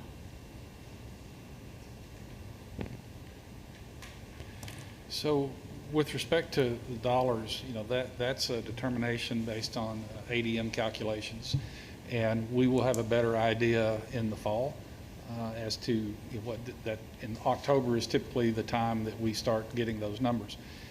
So there will be some weeks that there could be some fluctuations. So we're looking right now at what we could do to support districts in extending the time that they have to report a number of those metrics, so that we can make sure that the data is accurate. You are correct. I mean, we may see a very fluid situation over the next several months.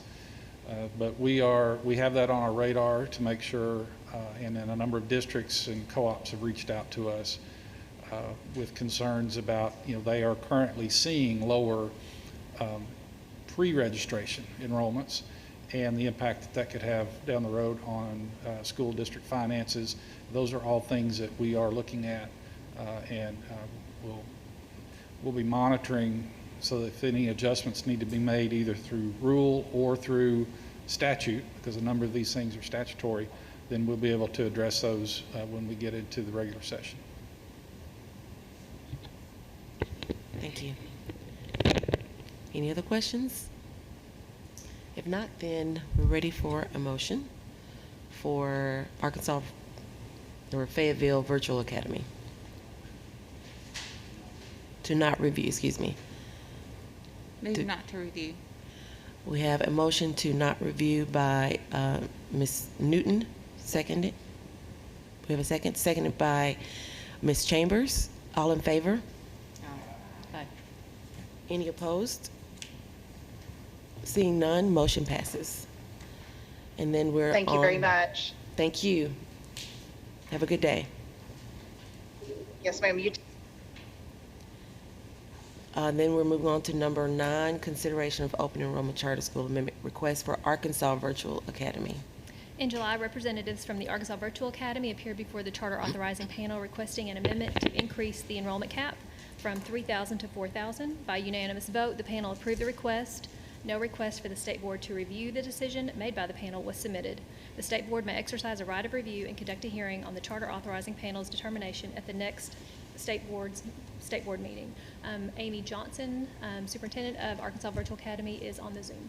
Should you have any questions? Thank you.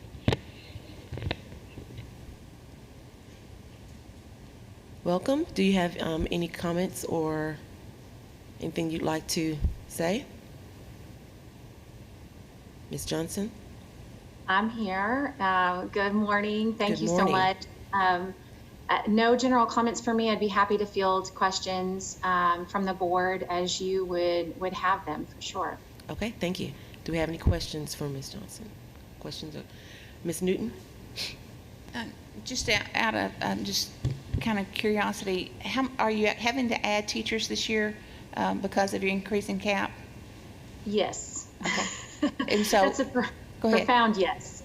Okay. Tell me about the training for those teachers. Absolutely. So we have an intensive new teacher training that we're conducting, and typically we would do that face-to-face. We actually do hold most of our teacher trainings face-to-face, so we have shifted those virtual. So we conduct not only teacher training for expectations for the school, but for platforms. As you can imagine, in our environment, there's multiple platforms that our teachers need to be astute and capable to be able to utilize for our students. The other very strong thing that we do is connect them immediately on day one with a mentor within our school district, a long-term virtual teacher who's been successful and has high observation ratings with us. And they walk hand in hand. They walk together to set up classes. That mentor teacher will actually step into some of the new teachers' classes in the first week of school, and the new teacher will have a chance to observe the returning teacher as well. So we have a pretty good structure of making that transition, not only to that virtual environment, but also to our staff culture and to the expectations of service that we want for our families. Okay. And along those same lines, we're going to have a lot of parents and students this year that are going to be completely new to the virtual environment. What training are you looking at for giving parents and students coming into this? Absolutely. Great question. So it's very much exactly the same. We have some peer learning coaches that we partner up, more experienced learning coaches. We're actually getting ready to launch some parent shadowing opportunities, much like a job shadow, where a new parent can shadow a current learning coach that has experience. And we're really working to partner them with their individual experiences. If they have elementary students, we have a parent who has 5 children in our school at all 3 building levels, and so she's a great one to pair with another parent who's really addressing the needs of students at multiple grade levels.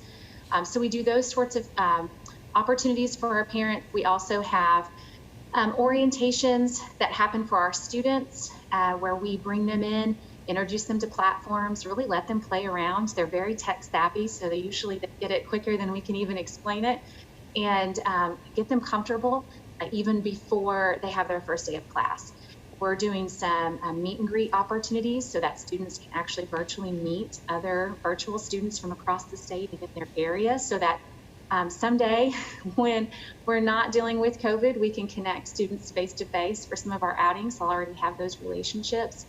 And then we also have an advisor program. Every single one of our families has a single point of contact advisor who is their go-to person for any question that they have. And that advisor champions any needs that the parent has or the student has, any struggles that they have. So a pretty rich scaffolded structure of assistance for those new families as well. Have any of the districts around the state reached out to you as far as giving some extra help and advice in charting new territory for all of us? Yes, absolutely. So we've partnered with multiple districts. We've housed Zoom sessions for teachers to, the platforms are all over the place. So not all the platforms mesh for platform training, but definitely we've worked with teachers and staff to help them understand the different mindset of a virtual student, because there is a little something different that happens in the brain of a student when they're being educated virtually. How do you bridge that gap? How do you create that engagement? Because that's very different when you can't see that student in front of you every day and check in on them. So we've done some of those pieces. We've collaborated with the department on how we conduct our testing and proctor our testing to make sure we have valid results even when we can only be virtual. We've also worked with the Department for Special Education Services. How are we conducting IEP meetings and assessments and making sure we're meeting the needs of our special needs population? So we've basically thrown out a blanket and said, anybody who wants to know how we do it, we'll be perfectly transparent and let you know how we're clicking things off to make sure that we meet the needs of everyone involved. So we've had several folks that have taken us up on that, and we've tried to extend that hand to anybody that's interested. I'm sure it's very much appreciated. Thank you. Thank you, Ms. Johnson. Do we have any more questions? I do. Dr. Moore? Yes, first for the department, what is the length of this waiver? So this waiver will be through, their charter expires in 6/30 of 25. So this enrollment increase would continue for that whole period of time? It would. Okay. Second to that, I know this is a very unique time, and so I am interested in how many students do you all have on a wait list for this school year? So we are currently active at 3,688. So clearly, until the state board gives final approval, those 688 are waiting for final word to be included. And then we have 1,532 applications that are currently in process. And right now, when you're a virtual school, sometimes families fill out applications much like you and I would shop on Amazon. They'll fill out an application and put it in the cart, and sometimes they come back and complete that application, and sometimes they don't. So right now, those applications are transferring to active students at about a 40% rate. So of that 1,532, we expect that roughly 613 of them will become active students. So we're increasing enrollment by an average of 100 to 150 a week right now. So we are looking at being close to cap by the end of the first week of school. Do you all provide students with devices and connectivity? We do, based on free reduced lunch, we do collect that data on our families, and we provide laptops for those students that meet those income requirements. At the same time, the Arkansas Virtual Academy Board has also committed that they will not deny a student a computer. So if we have a student that does make a request, as long as we know about it and we can meet that request, we're going to do that. So we do provide that. We're very happy to provide the hotspots through the provision of the Department of Ed. And we also provide an internet stipend for our families, a yearly family stipend to help cover the cost of internet. And then we also have a family resource counselor that works with our families if they do have any issues of internet that become a barrier, to help them find free resources and opportunities in their geographical area to ensure that they have connectivity. Thank you. I think, I know this is not a hearing today, and we're voting whether or not to have a hearing, And I will vote because of the times to approve it, but I did notice that unfortunately y'all have dropped in the past couple of years from a C to a D rating.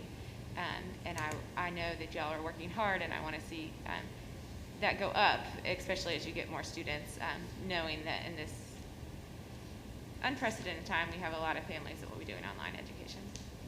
Yes, absolutely. And that's our commitment that even with the increase in enrollment, that the academic rigor and growth will still be in place. We were able, because we did not have to cancel classes in the spring, we were able to continue with our students. We were able to complete a full range of beginning, middle, and end of year assessment with STAR 360. And so we do have data that shows that our students grew at about 20% higher rate this year than last year. And so we do feel like some of the pieces that we've put in place are turning the tide on that academic piece that we've really been focusing on. We're really focusing on making sure that all of our students are growing at least a year, and then those students that need to close that gap are making more than that year's growth. So we had about 62% of our students who made more than 1 year's growth last year, which is mirroring the same amount of students that come to us in the two lower bands of the ACT Aspire. So we were happy about that percentage because we do think it mirrors that same student population that we know we need to grow at a faster rate to get them back on track. Thank you. Welcome. Thank you, Ms. Johnson. Anyone else? Any more questions or comments or discussion? If not, then I'm ready for a motion to either review or not to review.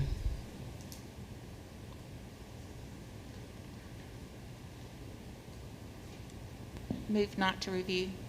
We have a motion to not review by Ms. Newton. Do I have a second? Second. Seconded by Ms. Chambers. All in favor, say aye. Aye. All opposed? Seeing none, motion passes. Number 10, thank you, Ms. Johnson. We appreciate you joining us today.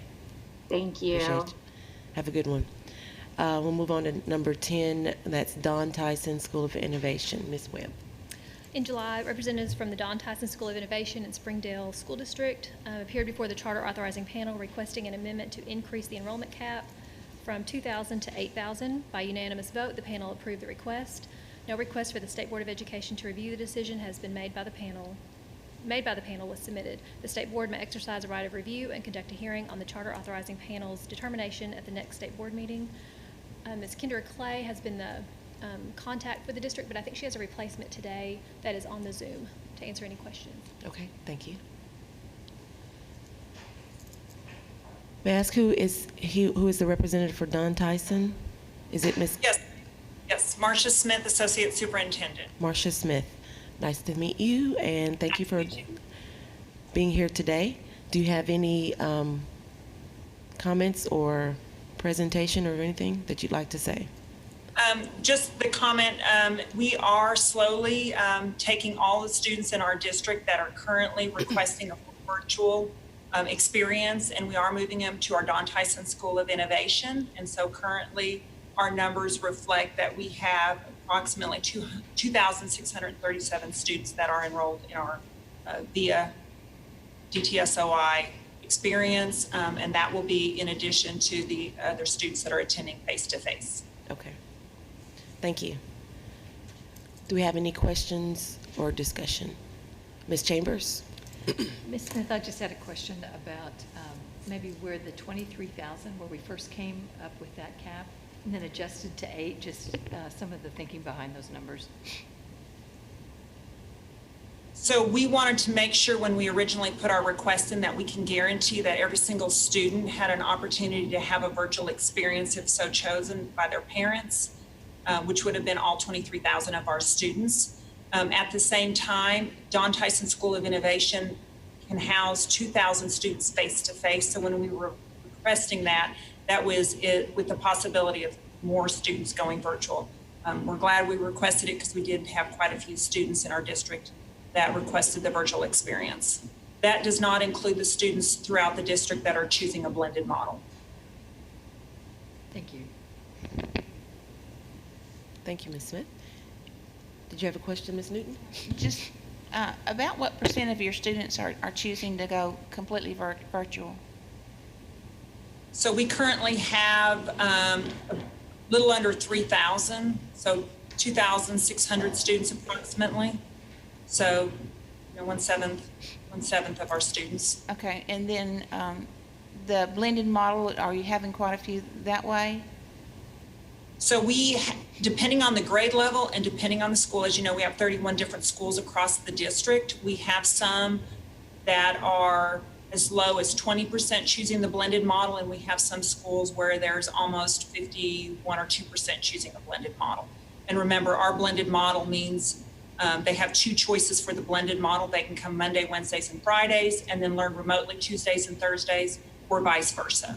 So we actually really have 4 different options for students. Okay. Thank you. So Dr. Smith, you did not need to change your grade level status on the Don Tyson School of Innovation. Did I understand that right? Our original application had grades K through 12. However, in the virtual, we hadn't used grades K through 6. We were expanded it to include those, but they were already approved originally. Okay. We were just now putting it into place. Okay, thank you. Any other questions, Dr. Moore? Just as we're looking at other districts, do y'all have teachers in your district that solely teach virtual in the Don Tyson model? So we have, just to give you numbers, we have a little over 1,200 elementary students and about the same secondary students. So what we did when we had that shift to DTSOI, that decreased the number of teachers in the buildings. We actually relocated them to be housed at Don Tyson School of Innovation. And we are right now working with teachers solely teaching specific grade bands. So we have students teaching just first, second, third. One of the things we did try to do is if there was a large enough number of students in a grade band from a particular school, then a teacher from that school is teaching those students vertically or virtually.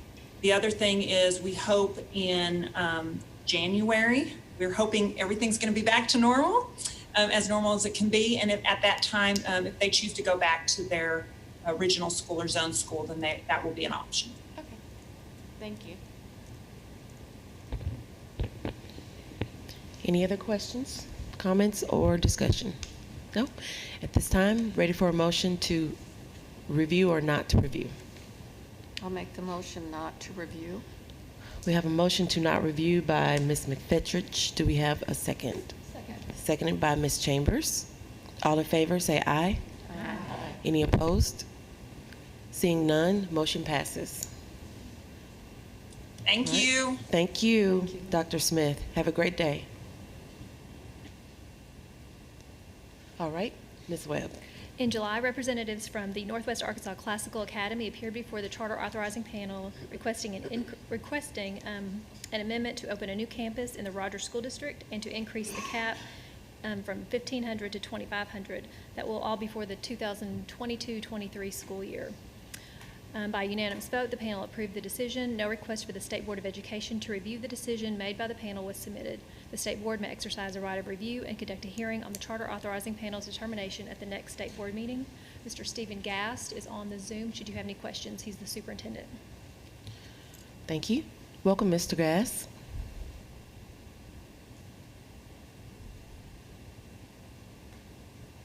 We're not able to hear you yet. Okay, there we go. How about now? Thank you. Yes, welcome. Do you have anything to add to your presentation or to comment? No, not at this time. Thank you. Okay, thank you. Do we have any questions or discussion from the board? Dr. Moore? I do, for the department. So I noticed on the sheet it said that they didn't go through the typical process of requesting a new location. Is that correct? What is the?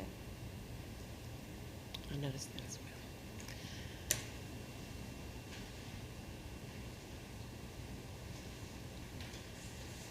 Dr. Moore, I'm not exactly sure what you're looking at, but there are a couple of different ways that charter schools can get new campuses. One way is they can go through the entire process again and submit for a separate charter. The other way is they can ask for a license, which is essentially what they've done here, which is we already operate a charter school. We have a charter with the state, and the law allows them to get a license for another campus.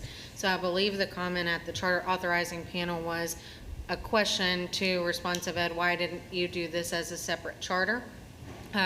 But for instance, I'll use the Haas Hall example. They now have 4 campuses, Rogers, Springdale, Bentonville, Fayetteville, all under one charter. Okay. And so responsive ed, they operate the premier schools, the Northwest, no, not the Northwest Arkansas Classical, the classical academies, and used to have the Quest schools here. And so they do have different charters for their different models. Okay. So this enrollment cap, is it for the Bentonville campus or for the Rogers campus or both? Is it all So put together? it's for their entire charter, and Tracy will have to help me remember which exact schools are under the charter, but when you do a license, the enrollment cap is for the charter as a whole. So if you're gonna add a campus, you have to increase the enrollment cap for the entire charter to account for the new students. Unless you have such a high enrollment cap already that, and you're not at your maximum, that you would have space for them. But that's pretty typical when you're asking for a license to also ask for an increase in enrollment cap. Okay, but in this sense, they still went through the charter authorizing panel and they did the whole hearing on it.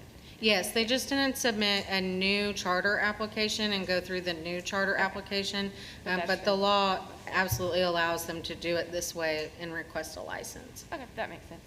Thank you. Thank you, Ms. Hyatt. Any other questions, comments, discussion? Okay, if not, then ready for a motion to approve, review, thank you, or not to review. Move to not review. Move to not review by Susan Chambers, seconded by Ms. Adrian Woods. All in favor, say aye. Aye. Any opposed? Seeing none, motion passes. Let's see, where are we? Thank you. Thank you, Mr. Gass. You have a great day. Appreciate your time.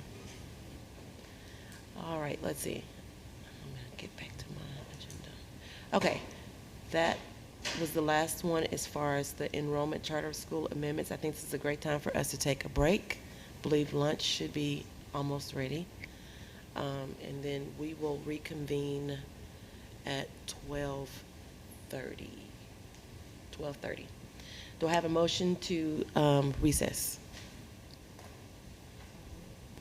We have a motion by Ms. McFetrich, second by Ms. Chambers. All in favor? Any opposed? Seeing none, motion passes. Let's go to lunch.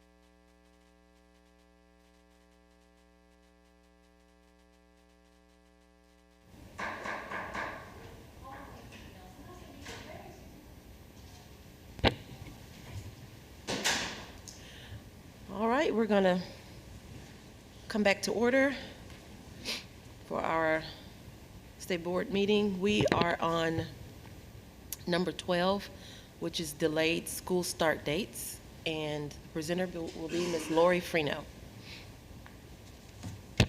Thank you, Ms. Dean. Lori Freno, Arkansas Department of Education.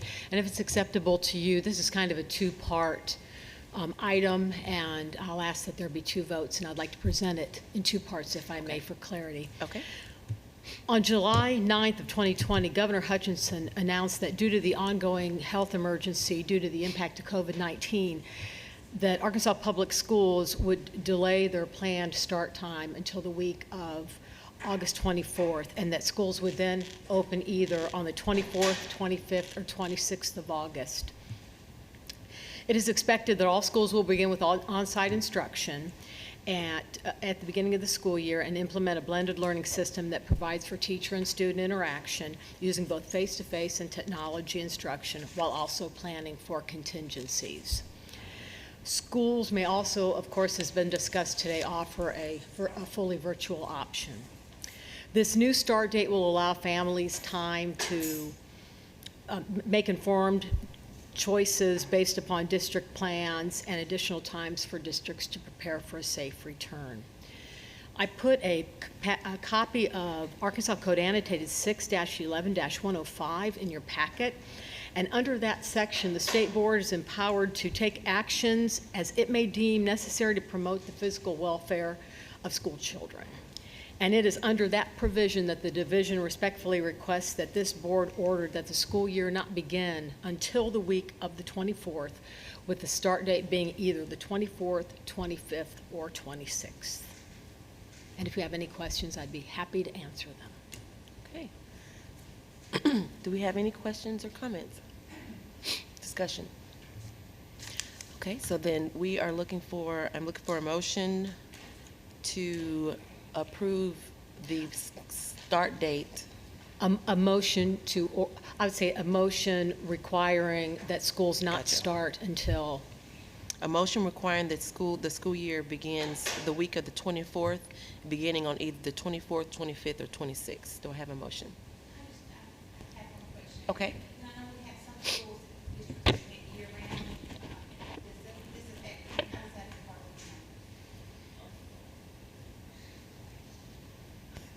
I know we had some school districts that went, have an option of going year-round. How does this affect them? The districts that had previously established that calendar can continue with that calendar. Okay. I'll give you an example. Mr. Sutton represents a district that had planned to move to such a calendar, but I believe they delayed that because of the situation this year, right, Mr. Sutton? Yeah, and so, and also with charters having, this is really affecting those 1240 waiver schools that we provided 3 years ago, that got the blanket waiver. Right. So this really focuses on them. You also have districts that have adopted 4-day schools, 4-day school weeks under another section of the statute. And this would not impact anything to do with those 4-day school districts. Okay. Thank you. Sounds good. Dr. Moore. I do have a question from that. So are we revoking this charter permanently? Will they have to come back to the board in future years to start earlier? Yes, this waiver is being revoked. If you look at the calendar, next year, August 13th falls on a Friday, and then the following year it falls on a Saturday. Okay. And so really from the mistake was mine in allowing that 5-year waiver to come before previously, because frankly, I didn't look far enough out in the calendar to see what the impact was in that year 4 and 5. So really it's, there's not going to be much operationally that will change. Yep, that makes sense. And secondly, I think based on I know some districts are opting to phase in students and do certain students. Is that because of that's because of our previous waivers that we approved, is that correct? The phasing in, or the way we look at the first week of school in normal years is kind of a transitional week anyway, and many districts have flexible start times of the day, dismissal at different times, early dismissals. So we don't view that as anything contrary. Okay, so they'll be able to do that. Okay. Thank you. Any more questions? Okay, then I'll wait for a motion. Okay, we have a motion to, for schools to begin their school year the week of the 24th. Do I have a second? Second. Seconded by Ms. Newton. All in, sorry. And just for pure clarity, what we're asking for from this vote is just an affirmation of what had been established or what had been set forth by the governor. And also for clarity, the start date only applies to this school year. That's what we're asking for. We're kind of mixing waivers in a little bit with the start date, but the first half of this applies only to the start date that the governor has stated under his emergency powers for this year. Okay, so we have a motion by Dr. Moore and second by Ms. Newton.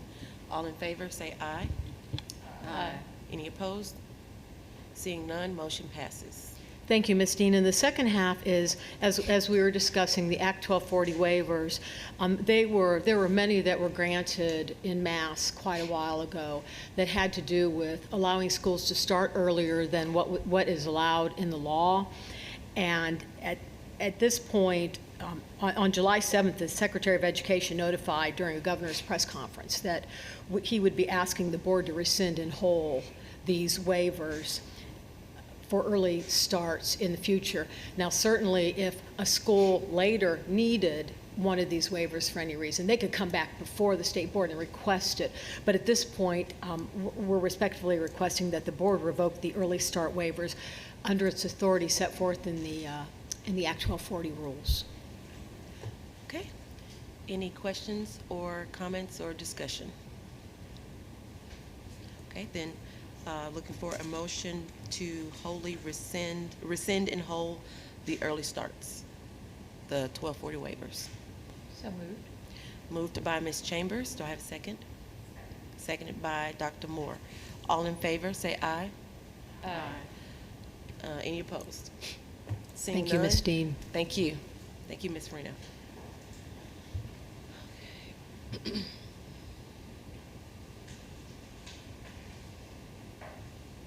Okay, now we have Ms. Mary Claire Hyatt on the consideration of the new State Board of Education operating procedures.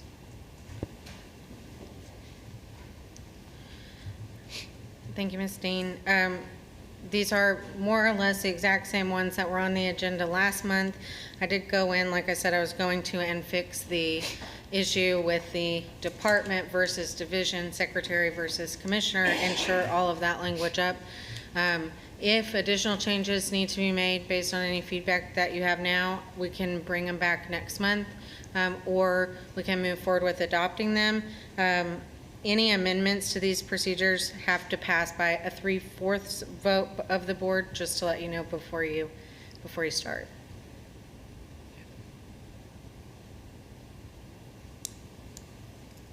All right, so do we have any questions, comments, discussion?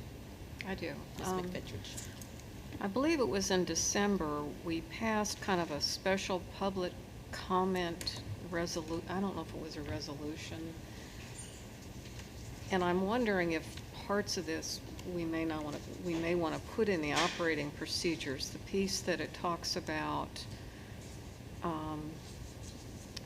the public comment period is not a time to ask questions to state board members, to single out a particular member or members for ridicule, harassment, or to disrupt the state board proceedings. This may not certainly be necessary often, but in December, I believe it was December, maybe November, we had to jump in there and pass this. And my point is, the perception maybe if we do it when we're having more controversy in our meetings, I felt like we were singling out a certain group or maybe even a single person, and to me that would avoid that if we put this now in our operating procedures. Right. Does that make sense? Sure. sense. And certainly, it's the will of the board. These operating procedures are supposed to help the board operate smoothly and help the meetings run smoothly. So if the board wants to add that information in, I'm more than happy to go back and we can bring them back in September. Wait, yeah, September. I'm getting all my months confused now. I will say, certainly what is written in the public comment section now would allow the board to have those exact, as it did last year, 2 years ago, when we've had those more contentious meetings, allow the board, those are kind of general rules of public comment that are, that the board certainly has the authority to state before any meeting. But if everyone's more comfortable with me putting them in the operating procedures, I'm happy to do that. Mr. Well, I Key? think it also lets our public know what we expect, and, you know, conducting business that's not disrupted in the middle of our process, you know. But I don't know, I'd be interested to hear other thoughts on this. Go ahead, Commissioner Key. Thank you, Madam Chair. I guess one thing to that point, there was some concern at that when y'all adopted those limitations about any types of violations of First Amendment, free speech type issues. So I know that was that point was raised. I think we modified those subsequently, and so I would just remind the board that we would need to be careful how restrictive that language would be, so as to not come across as violating any First Amendment rights. Yes, thank you, Secretary Key. To Ms. Hyatt's point, I think if everyone feels comfortable, the language that is in there currently covers allowing our business to continue at the same time of allowing public comment. So there is language in here, and it was in the previous version of the operating procedures, that allows the board to restrict public comment if it becomes repetitive or disruptive. I don't think I actually used the word disruptive, but it certainly, if it becomes repetitive, if there are too many people, you can limit the amount of presentations you will hear by time, by number, of course, never by content, but you do have pretty broad authority to limit public comment to make sure that the board meeting runs smoothly. Of course, that's the goal of any board meeting is to run smoothly. We hope so. All right. Any more questions or discussion? Ms. Chambers? I was just going to, I like where Ms. McPetrick's comments are coming from, which have to do with respect for not singling anyone out, that we're wanting to limit what they have to say. But I very much agree with what I thought Secretary Key was talking about. I think we have a duty to be vulnerable. We need to be efficient and effective in our work, but we want people to know that we want to hear points of view that are different than ours, or that what they perceive would be different from their own. So I wouldn't suggest limiting the language any more than what is already in there. Right. Thank you, Ms. Chambers. Anyone else? With that in mind, I'm sorry, go ahead. Secretary Key? The chair always has the right as well to, if language becomes abusive or inappropriate in some way, the chair of a body always has the right to put a stop to it. And so I think it's just that discretion that the chair uses versus something that is in a written policy of some type of limitation, and maybe Ms. Hyatt can affirm that non-legal opinion of the secretary. I wish I had a gavel. Yes, that's true. And to some extent, in the officer section on page 3, it does talk about the chair being responsible for running the meeting. And the chair does have a responsibility to make sure that the meeting keeps going and that nothing disruptive is happening. I think it's important to post those notices when there's so much public comment. no matter what the topic is, because typically, like today, we don't have very much public comment, so we don't have a need to address it at every meeting. But when we have, as we've seen, not just with the Little Rock School District, but with other issues that have come up over the years and have a lot of public comment at one time, I think no matter what the topic, it's important to address it so that the people that are here to give public comment know what the expectations are. Right. And know how everything works also, because a lot of people aren't familiar with giving public comment. Is our current chair comfortable with that? Yes. I am. I'm a firm believer that people should have the opportunity to voice their opinions, as you said so eloquently, whether they're of the same opinion as ours or not. It goes back to that First Amendment, as Ms. Hyatt said, or Mr. Key said. We want to be able to hear the voice of the community. I want to know what our parents and our educators and our business leaders think and how they're feeling. And as you said, that's part of our role here on the board, is to have the pulse of the community, and the best way to do that is to hear from them personally. However, we have to strike that balance. We have to strike that balance between listening to our community and conducting business and doing it in a respectful and orderly manner. So I'm comfortable with that responsibility. As I said, I want to hear as much public comment as possible, but that's definitely something I think we should consider, is making sure that it's not repetitive, it's not disruptive, and that it's respectful and helps us to continue with our business. So thank you. All right, Ms. Hyatt, so what we are ready for is a vote, or a motion, excuse me, to accept the new Board of Education operating procedures. Or not. Or not. Motion to approve. Motion to approve by Mr. Steve Sutton, seconded by Ms. Adrienne Woods. All in favor? Aye. Aye. Any opposed? Seeing none, motion passes. Thank you, Ms. Hyatt. Sure, and these will be in effect for your next board meeting, so I will make sure you all have an updated final copy. I'll send them out to you so that you all have them, and we'll get them updated on the website. Sounds good. Let's see. We have new business. As far as I know, there's no new business. Just wanted to say really briefly, enjoyed the banquet at the Governor's Mansion for the Teacher of the Year. It's good to see Mr. Lukadu there, and Commissioner Key, and great representation of the excellence all across the state. It was good to see. We had one representative from Little Rock School District from Forest Heights, and I believe she became one of the 4 finalists.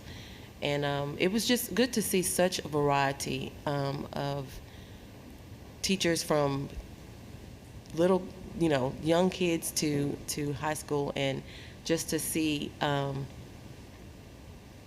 like I said, the what's the word I'm looking for?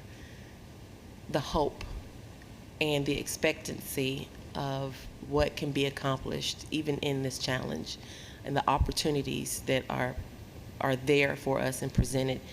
And as I said, our teachers are known for being creative and innovative, and those that can problem solve on a higher level. I think teachers are master problem solvers, so I'm looking forward to the innovations and the good things that come from this challenge, and I think we'll be better for it in the end. So we appreciate our teachers and look forward to seeing who our Teacher of the Year will be. And I think that's it for that. And then we'll move on to reports. Do any of the state board members have reports? Just to give you a quick update from the Family and Community Engagement task force. We met earlier. I think it was the end of July, excuse me.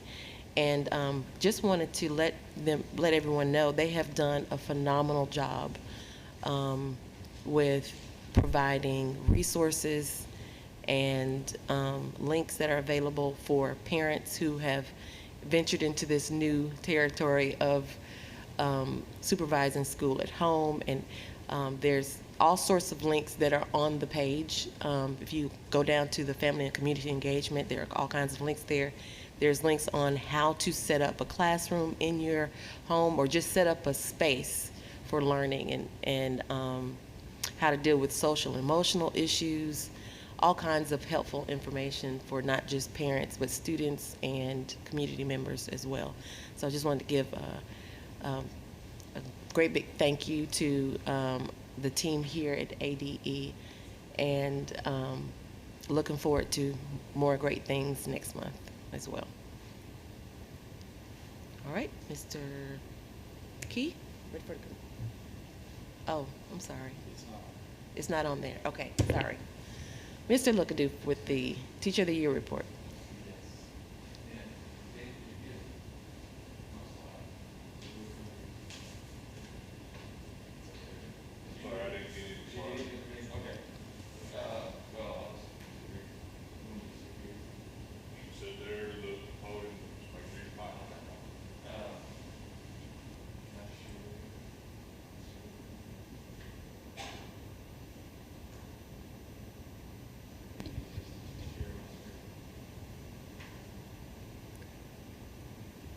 If you are on as a panelist, I think you should be able to share your screen.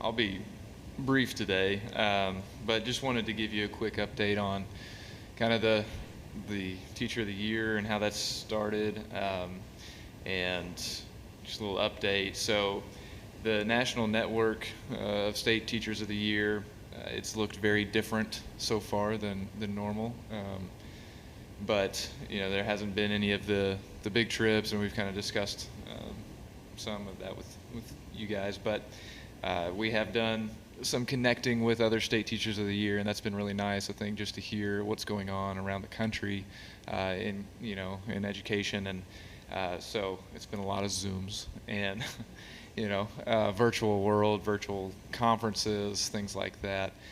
But they've done a good job of trying to still connect us and do that. So that's been well appreciated. Ms. Dean mentioned this, but we did have our 2021 ATOY regional finalist ceremony at the Governor's Mansion, and it was good to see some of you guys there. And it was fun. And Ms. Dean, I appreciate your words about teachers, and it was fun just to be able to recognize educators who are really putting their heart and soul into their work and serving kids. And so these two pictures, the top one is all the finalists, the regional finalists, and then the bottom is the final four. So we had Susanna Post from Fort Smith, Tia Bricky from Stuttgart, Susan Henderson from Conway, and Amber Harbin from Little Rock. So it was neat, and so they will go on, and we will visit their classrooms, do some interviews, and that's the next step in the process. And an announcement will come sometime this fall before the end of the semester for sure. So it's cool. I think Arkansas has a really neat program, and I've said that to you guys, but I really do appreciate just this opportunity to be here and the things that the Teacher of the Year gets to participate in. And so one of those finalists will get to enjoy that. It is an interesting thing that my first month in this role is announcing, the finalists for the Teacher of the Year. That's just a weird thing, but it's a good event too, and it was well done at the Governor's Mansion. Some projects I think we're working on. We've got these teacher talk video series kind of rolling out through social media.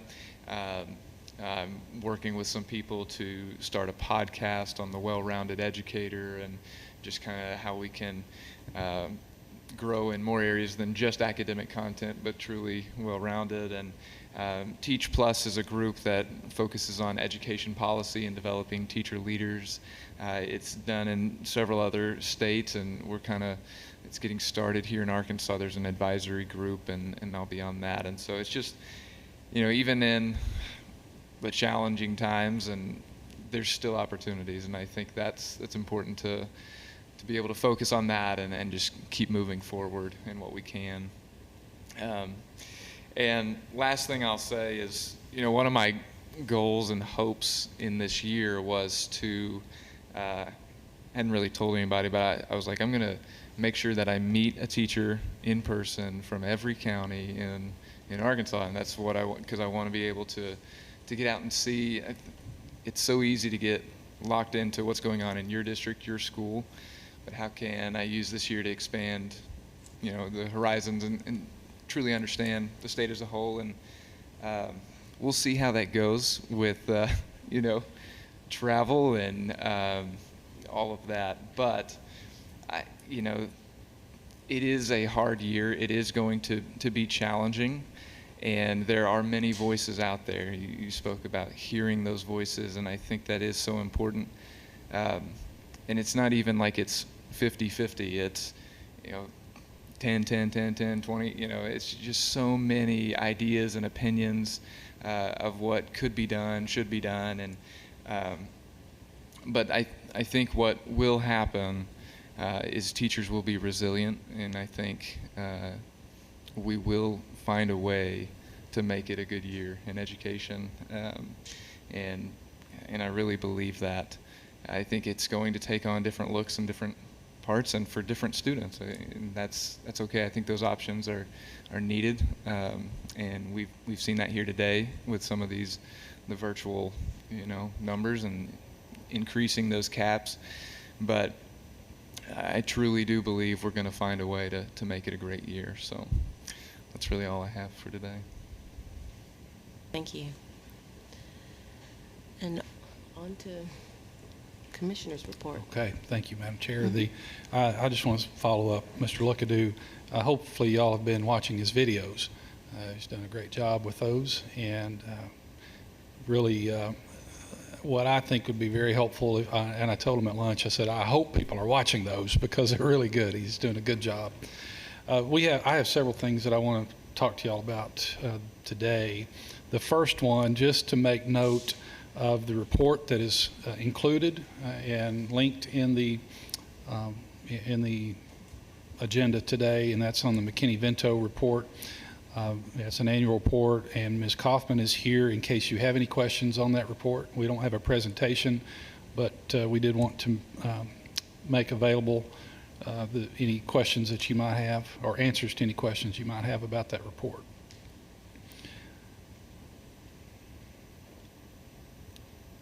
I Yes, do. I have Dr. some Moore. questions, if you don't mind, Ms. Kaufman. This is very challenging, and I know that in a recession, as we, I guess, kind of are in right now, we're going to most likely see an uptick in these numbers, unfortunately. 13,000 students experiencing homelessness last year. I expect that to go up, unfortunately. Do districts receive any additional funds or resources for these students once they are identified in that way?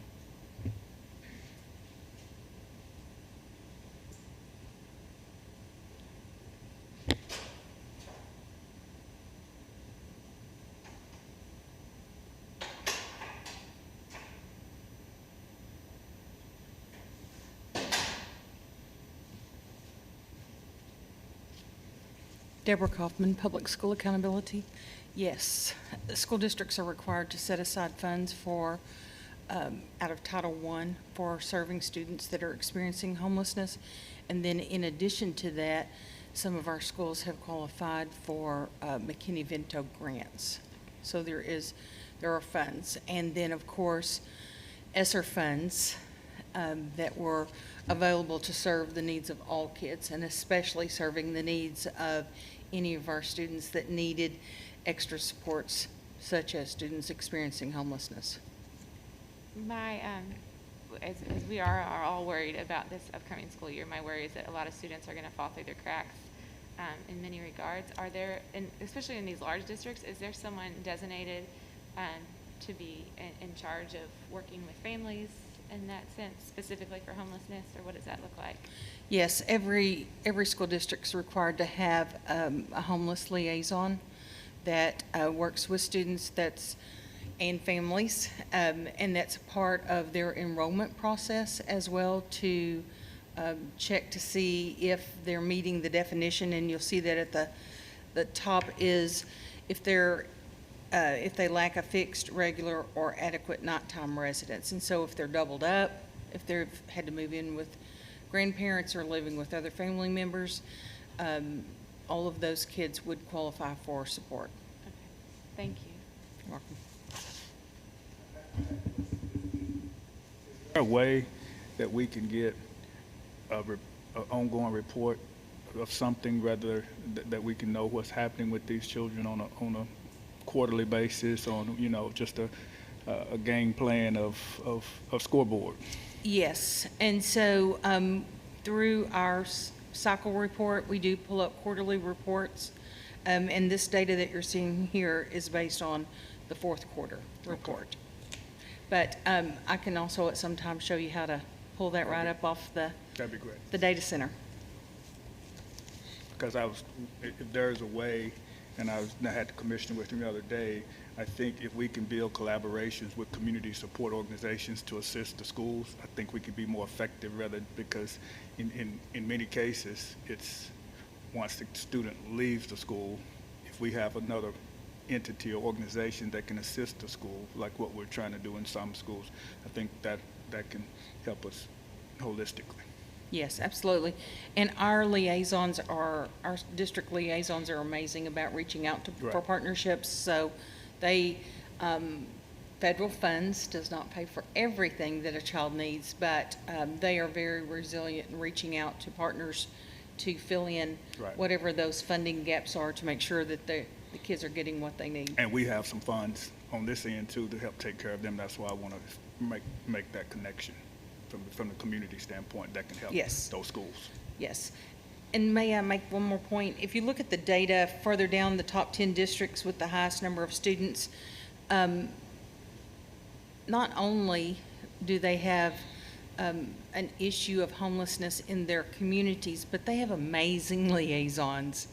Let me just say that, because word gets around who's really helping, and the homeless community now kind of migrates to that area because they know they're going to get such great quality service. So when I first saw the numbers, I was like, whoa, what's going on here?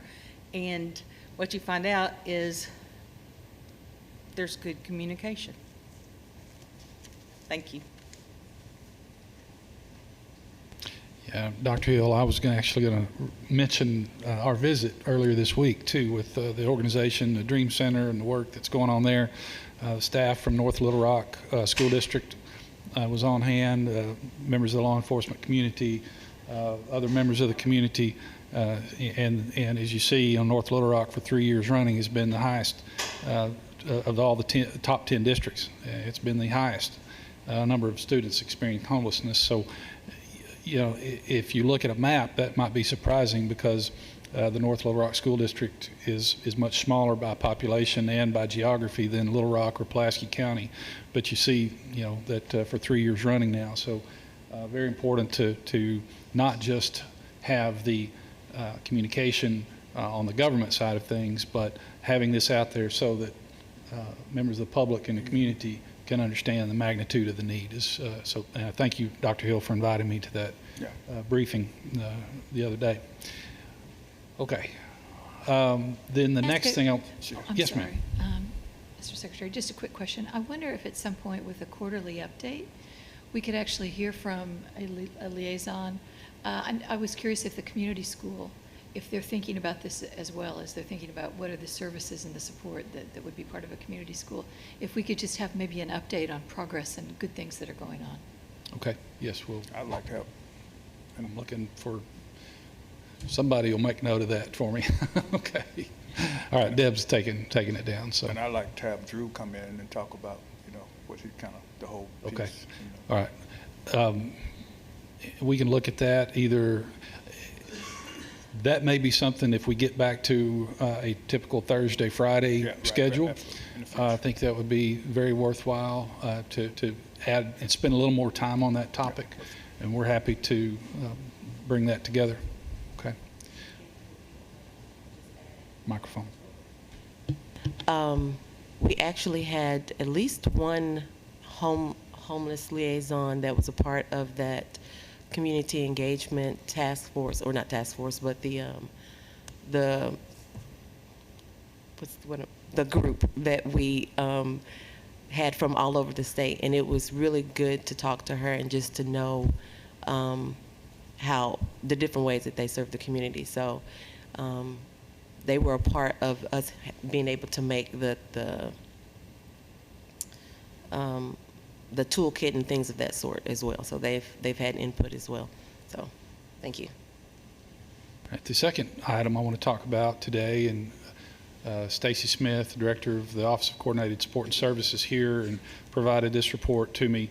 But this is a report, and again, we wanted to get as fresh data as we could get for you, so it's not linked, but we will send this out to you.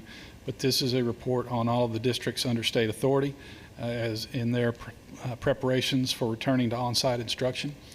So we have this, and I'll just hit some of the high points. And again, if you have questions, Stacy is here to provide any details. A question has come up about how many in districts have requested virtual versus on-site. So we have that as of right now. In Dollarway, about 65% have opted for virtual instruction.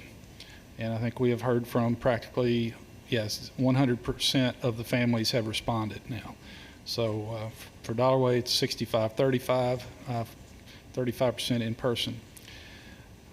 For Earl, it's about flipped exactly the other way. 63% are opting for in-person and 37% for virtual. There are about 35 students who have not responded at this time. In Lee County, 27% in-person and 64% virtual. 9% have not responded. For Little Rock, Mr. Poore has talked about these numbers in some of his public communications, but about 32% of the students that they've heard from are opting for in-person, 43% for virtual, and there's about 25% they still have not heard from those families. For Pine Bluff, it's 30% have opted for in-person and 70% for virtual. And about 10% of the student population has not been accounted for, so they continue to reach out to them, which I would just say it's not all that unusual, because I know in some of these districts, just the history that in our involvement, there are families that, for whatever reason, they don't engage until even after school has started. That other districts find the very similar pattern. So you don't hear from them. You don't know for sure if they're coming until the day they show up. So that's not that unusual. But there's a lot of other data in here that we can answer questions from, but I just wanted to give you a snapshot of that selection of the different options that districts have provided. And then if Stacy has any comments that she wants to make about it. No? Are there any questions on any of that? I have. For those students that don't wait till the day of to decide, will any of those be automatically put into in-person or virtual, or do they still sorry. For those students that don't show up until the day of, do they automatically get put into the virtual setting or in person, or do they get an option at that point? I think it probably varies from district to district how they're looking at handling that. I'll see if Stacy has a good answer for that. fine.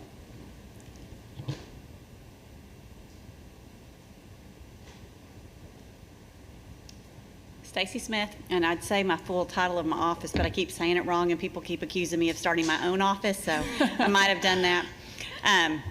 So what we have been talking about is we've been counting those kids kind of and planning for schools to do in-person for those students. If at this point, most of the surveys have gone out virtually, and then they're not getting responses, and so we feel like preparing for in-person, making sure that ratio is correct, so that's how they're preparing for it. Okay. Have they gotten a actual physical letter as well, or are we only communicating virtually? They're doing phone calls, they're doing virtual, they're doing public meetings, they're sending stuff out. There's adequate ways of communication. Right, right. I have questions about teachers in this sense, especially when we're looking at Jefferson County and Lee County with higher virtual. Are teachers going to be, are they looking at teachers teaching solely online courses versus in-person? What does that look like, and how are they doing training right now? Okay, so I'll first talk about Jefferson County, so Pine Bluff and Dollarway. So they're kind of approaching it a little bit differently. They're using a curriculum program, a digital program called Edgenuity. It has core and supplemental instruction built in. They're going to modify their school day. They will be open all day for in-person instruction from 8 to 3. However, they are going to do an early release at 1 o'clock for students that can be picked up at 1, and buses will run at 1 to allow teachers to have more kind of an office time for contacting students that they're providing instruction for virtually. The Edgenuity platform does have a self-paced where teachers can go in and assign lessons that students are working their way through. They also plan on having group Zooms, so at different times, students who are virtual will actually Zoom in with their class as a whole or even in small group. They're planning for on-site for students who are virtual who need additional therapies for OT, PT, speech, things like that. And in cases where parents are not comfortable bringing their students on-site, they're going to address that virtually then. So that's kind of how Dollarway and Pine Bluff are kind of doing the same thing there. And they have they started their professional development for teachers, have done a really good job of planning as far as how to prepare teachers in a virtual platform, how to specifically work with Edgenuity. Edgenuity also has an option that the district purchased that has it's a tutor that's live within the system. So if a student is working through an assignment and gets stuck, they can hit this button and a live teacher comes up and can provide assistance immediately. So that's another avenue that Pine Bluff and Dollarway have taken advantage of. I've told Ms. Warren, they've done a great job planning and preparing. They've done a good job with as far as trying to help and prepare teachers. But we do expect that after the first week of school, we're going to have a teaming session and we're going to make lots of changes and address and pivot as needed. And we keep saying what it looks like in week 1, it's going to look different in week 2, and it's going to look different in week 3, and we're going to have some great successes, and you're going to have some great things that just flopped. But we're going to have some grace and move from there. So Lee County is a little bit more behind, I would say, as far as preparing and making sure their teachers are ready to be able to deliver in a virtual platform. So we've got a little bit more work and support to do there. They have used Virtual Arkansas and other digital providers in the past. They do have a very high turnover. I think in their elementary school, more than half of their teachers are brand new teachers. And so a lot of work was done last year with literacy instruction and delivery. I do have a group of actually 4 folks who are going to be on campus next week, Tuesday and Wednesday, working with teachers on delivering instruction, but we're taking it back to how do you do that with Zoom, because a lot of their instruction is going to be through Zoom in the beginning. They do have plans, and they have got in the works purchasing smart boards that have the ability to actually film the teacher while she's teaching at the smart board, and that then shows up on the student's device, but they're not installed yet. So we have a little bit of a gap of time there to close that and tighten that up. But this next week with teachers, our staff is really going to be just kind of that step-by-step process and piece. They do have some digital curriculum that they've already used. iReady has a math and a literacy side. They're going to continue with that. But there's a lot of work still to be done there. Thank you. I know these are challenging times for the districts, and I appreciate the support your office is providing them. It's sort of a follow-up to that. One is about devices and Wi-Fi, and two is about mental health and counseling services. Do schools have capacity to check on students? You know, physical distance, wearing masks, doing that sort of thing, but checking in, and would they choose a virtual option, or? Yes, they do. And that is something, so that additional layer of how do you do student support services. And so even your counselors, your wraparound services that you have within the building, they're trying to figure out how to actively reach out to students virtually or even in some type of contact. Much of it depends on the county. When you look at the data here and you look at which counties are choosing more virtual versus less, it depends on, do parents feel that it's safe to bring their student to school for a counseling session or a mental health session. So those are the type of things they're having to wade through. We're trying to create this system to be able to quickly identify when students are not engaging. When they're not engaging by zooming in when they're supposed to be zooming in, they're not engaging in making sure they're on target through whichever platform they're using, and trying to quickly touch base instead of letting something linger until mid-9 weeks or 9 weeks before we realize, oh, this kid has only logged on 2 times. So we're trying to create those early warning systems so that we're making contact quickly. You asked me another question. Devices. So that's the area that I feel the most confident in for all the 5 districts. I do feel like they have done a good job making sure that they do have ample devices to provide their students. Some of our districts were already one-to-one, okay? The flip side of that is the accessibility part. And the state has provided some hotspots for districts. Our districts do have buses that have Wi-Fi, and last year they did a good job of trying to set up these learning zones of Wi-Fi access in their communities. They didn't always have great participation. And so there's going to be a difference between what happened in the spring, where it was a little bit more flexible, than what's happening in the fall, and making sure that you do have engagements and students are participating. So did I answer your question enough? Yeah. Do they have access to the state supply of the? Yes, they all have ordered, and they're all receiving their supply of the state. So all 5 districts have done that. Also, they each have also ordered additional Wi-Fi hotspots or things like that. Another thing with Edgenuity that several of the districts, that would be Lee County, Dollarway, and Pine Bluff, and Marvel Elaine, who we're also closely working with. Edgenuity is using something called Raspberry Pis, which can be used offline. And so the entire Edgenuity platform is downloaded into this Raspberry Pi that hooks to a device, a computer device. And anybody who really knows a lot about computers and technology thought she just butchered that. But just nod your head if you don't really know what I'm talking about.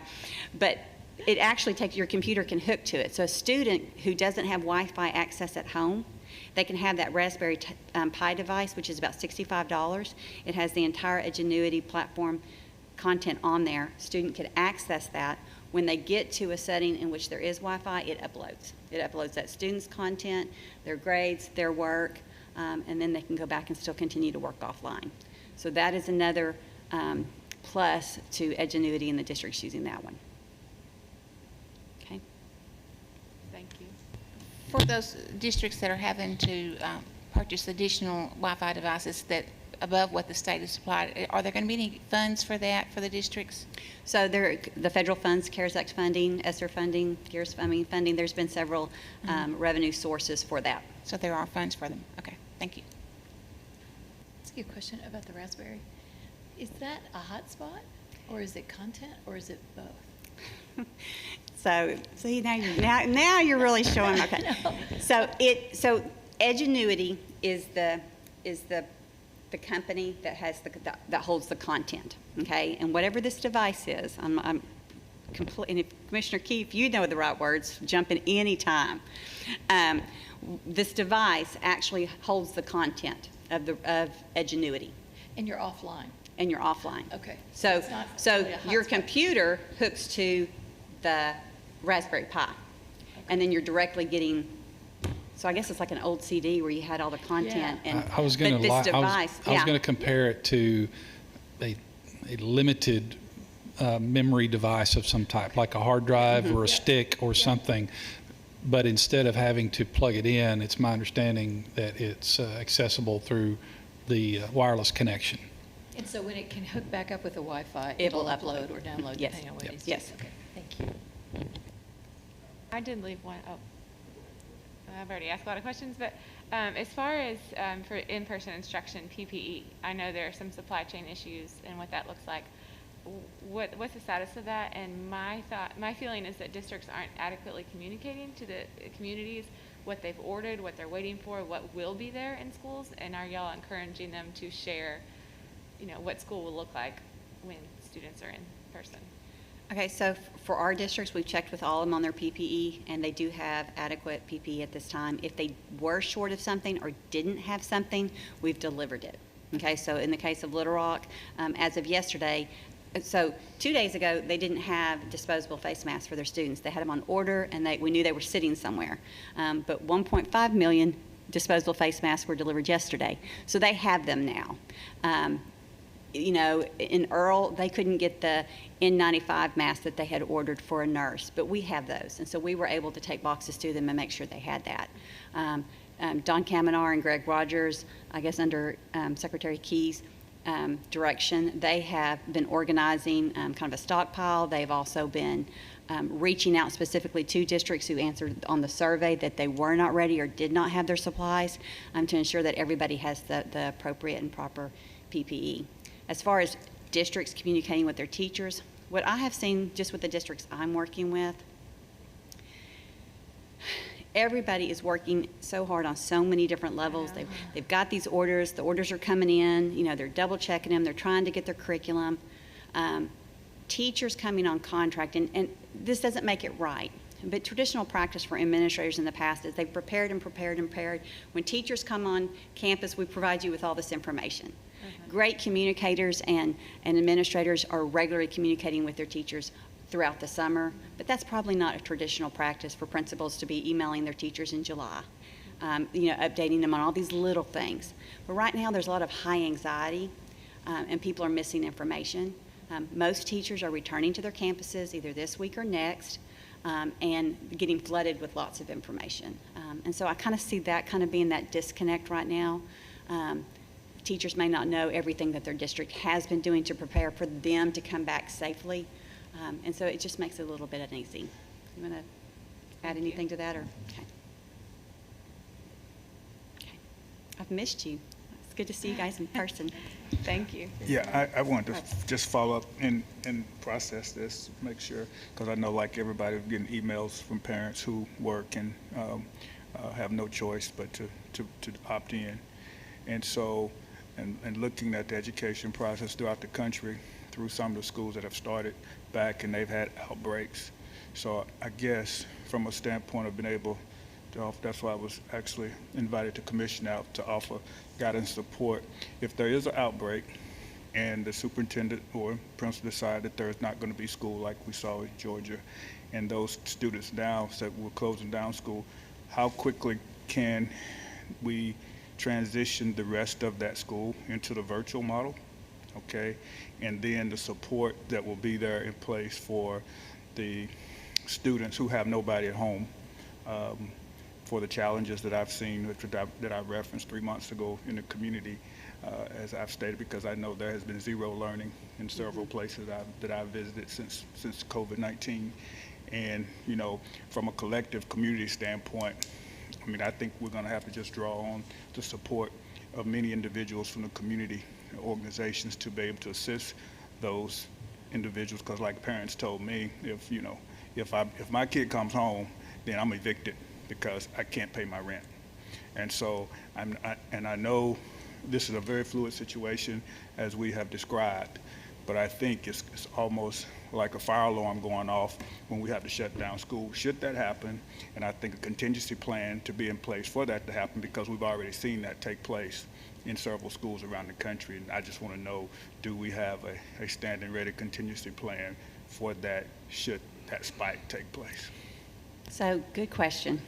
So early on, when we started first releasing the Ready for Learning plan, we really gave out 3 points that districts need to be considering. One is a guaranteed and viable curriculum for all of their students. 2 is blended learning.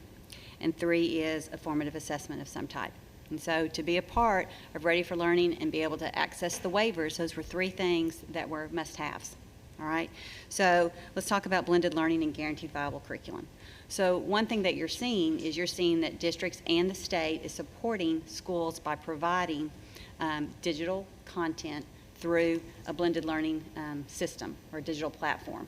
So the state provided Lincoln Learning, which is on the Buzz learning management system, to all districts for free. So if they didn't have the funding to be able to purchase something like that, the state has done that. So that gives us a guaranteed and viable curriculum for all students statewide in a digital format, all right? The blended learning aspect, the expectation that one, it would be in a digital format, and that teachers and schools would plan for blended learning for the school year to start. Okay, so even within the districts under state authority, you're seeing that. You're seeing one-to-one devices, you're seeing districts who weren't one-to-one ordering and getting devices for students in the district like Pine Bluff. So all of their students will have a device that they're working on every day, even those that are face-to-face, and working through that same platform, and that's where they're getting their assignments. So again, if there's a time that student does have to be off-site, they still have their device, and they can continue learning. So that was an expectation. The formative assessment piece, the state also, we expanded the K-2, that was something we were really, really proud of. In K-2, we had an online assessment that was formative. You had a fall, a winter, and a spring, and districts had a choice to choose between the one that they wanted to use. Through our state federal funding, we were able to expand that for grades K through 8 statewide, and districts got to choose if they would like to use that formative assessment piece K-8. And so you're seeing that. So in Pine Bluff and Dollarway, they've now taken Renaissance assessment all the way up through 8th grade.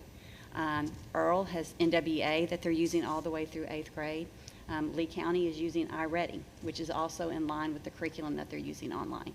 So that's that diagnostic piece to kind of check in on kids so that we can make sure that we're not losing them.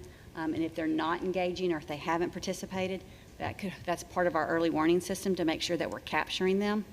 Now, does every student have a parent at home or an adult at home that's going to make sure? Digital learning is hard, even for me as an adult when I went back into classes. I mean, it's hard to, so that's the part where our teachers, we've got to continue to support them to how can they engage their students. And when we find that someone's not getting it, well, we do have supports in place that's where we have some of our federal dollars to identify students who are not participating or not getting the services that are needed. And in cases like that, there may still be small group instruction that's needed. Those students may be picked up still, brought to the school, and set in a situation where there's a small group of kids in a classroom less than 10 where they can still receive instruction. It was a long answer, I'm sorry.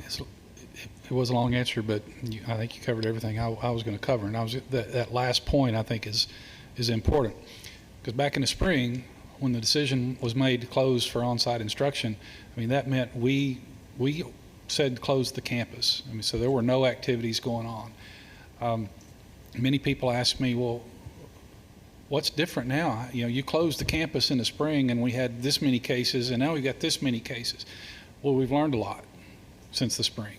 We didn't know what we were dealing with then. We do know now, and we also know that over the course of the summer, beginning June 1, we allow districts to start bringing students back on campus for those limited activities. So now, if we get into a situation where there is an extended closure of on-site, we know better how to deal with those situations and can identify through the learning management system those students for whom this isn't working. These small groups that Stacy talked about can be brought back on campus, and looking at those more restrictive settings, those limitations of 10 in a room, or the extreme distancing, whatever it takes to make sure that this fall is not ever meant to be a repeat of last spring.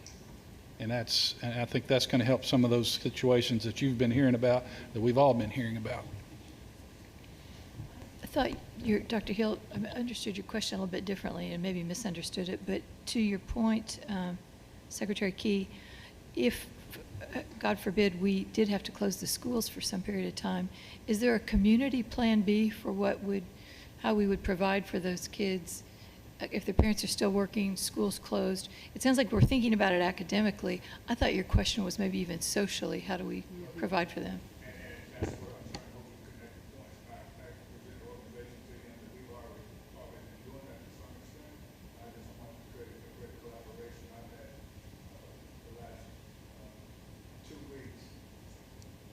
Last 2 weeks, all the Little Rock, the superintendents from North Little Rock, Pulaski County, and North Little Rock have met and trying to find a support mechanism to assist in this specific issue here, because there's no support in many situations at home. So trying to find a community collaboration to make sure that you could recommend to them what in organization, a church organization or something that we can do, because that's my greatest fear, is that the pandemic causes us to close, and then those students are just running around with no guidance because their parents are doing the best they can. And I shared, I don't know if I shared this data, is that I was talking to DHS and said that this is the highest it's ever been. The Department of DHS with domestic violence is up over 400%, and people are now dropping their children off because keeping them 24/7 has just been overwhelming. So that's a real issue that we're having to find a way to deal with. And I don't think if a crisis comes, pray that it doesn't with the pandemic, and you have to do that for the health and welfare of everybody, then that puts a stop to that, but it doesn't put a stop to what's going on after that. So there's a ripple effect for that within the community that I think we have to think of Plan B, and that's why I think our community organizations are so vital right now. And from a contingency standpoint, I think we need to be planning for that strategically rather than reactionary. And you know, and look, and it's fluid. We never, you know, we don't know. And I think, as you mentioned, we're better prepared to respond now for that learning. But you know, I sit here and look at the 13,000 homelessness that's been identified. I mean, I didn't know it was that high. I mean, I'll be honest, I knew, you know, I know it's statewide, but I'm just saying, you take that and put it in a poverty-stricken community, and how would that work? And so I think, you know, this is a crisis that we're dealing with, and I wish we don't have any answers, so we're just trying to, I mean, it's like war. I mean, we're just trying to see how we can save the greatest amount of numbers, because it's like walking on a line, man, that we haven't prepared for, so we can think about the best way to proceed. There's almost like a response task force that's going to have to be right on hand. This needs to be our Navy SEAL group that's going to be able to respond right now to, you know, six chairperson. You might have just, you know, rapid response force for that community that we have to go in and make sure that happens. I guess that's what I'm saying. It's not going to be in every district, because every district is not like, you know, as I was on the deal with the governor, like Dr. Gregg said, Dumas is very different than Cabot. Yes. You know, so I mean, that's, you know, that the resources are there to do what they do. You know, those are all things that you have to look at. So every situation is not the same, and so the response will not have to be extreme. Some will need to be more extreme than others, and I'm greatly concerned about that population that does not have parental supervision or great community support. Let me speak on that. There, to your point, there are several churches, there are several religious groups that are currently meeting to formulate a plan basically around this, because we understand that there's parents that are doing the best they can. There are parents who have to be gone, they have to work. There are there are plans going on right now between churches and different community groups, even parents. That's one thing that I've been listening to and hearing, is that there are different parents that understand, I can't be at home, so I've got to set something up for my child. So they're partnering with other parents, even working out schedules, like I'll work these days at the office, and if you can keep both of our kids and supervise, and then I'll keep them on the other days. Everybody's just having to come up with different ideas. And I think that's the beauty of this, is that if we are just all working toward the goal of making sure our babies are taken care of, the ideas, the innovation, the solutions will come one way or another. But it's going to take us putting our heads together. And I think that's why there's been so many, there's different church groups. I'll be in one meeting this coming week about what the faith community can do to fill in those gaps. Last thing I would say on that is just the fact that I think the last several years of our work on building our family and community engagement component and making that one of those 6 systems that we talk about, building the capacity to support that here at the agency, and then the communication. We have many districts that have more robust support systems locally than what they had just a few years ago. So I think this is one of those times where that work will be deployed and be very helpful in making a difference with some of those kids that maybe a few years ago we could have lost. Absolutely. And that's one thing that we plan on doing in the future, is we still have contact with those initial 80 members, and that they are our ear to the ground in those communities. So we plan on bringing them back together, getting feedback, and then coming up with another plan later on. So. Well, we'll make this report available, send it out after the meeting today, and thank you, Stacy, for your work on this.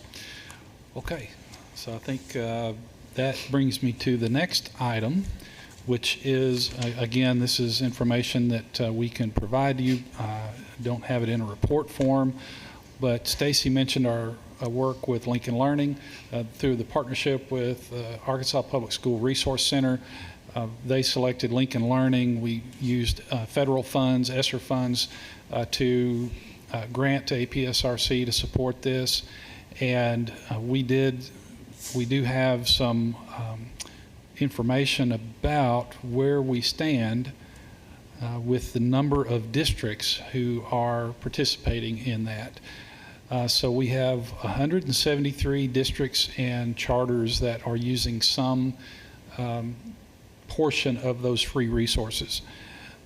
Stacy mentioned the BUZZ learning management system. We have 133 districts that are using both the BUZZ platform and the digital content from Lincoln Learning.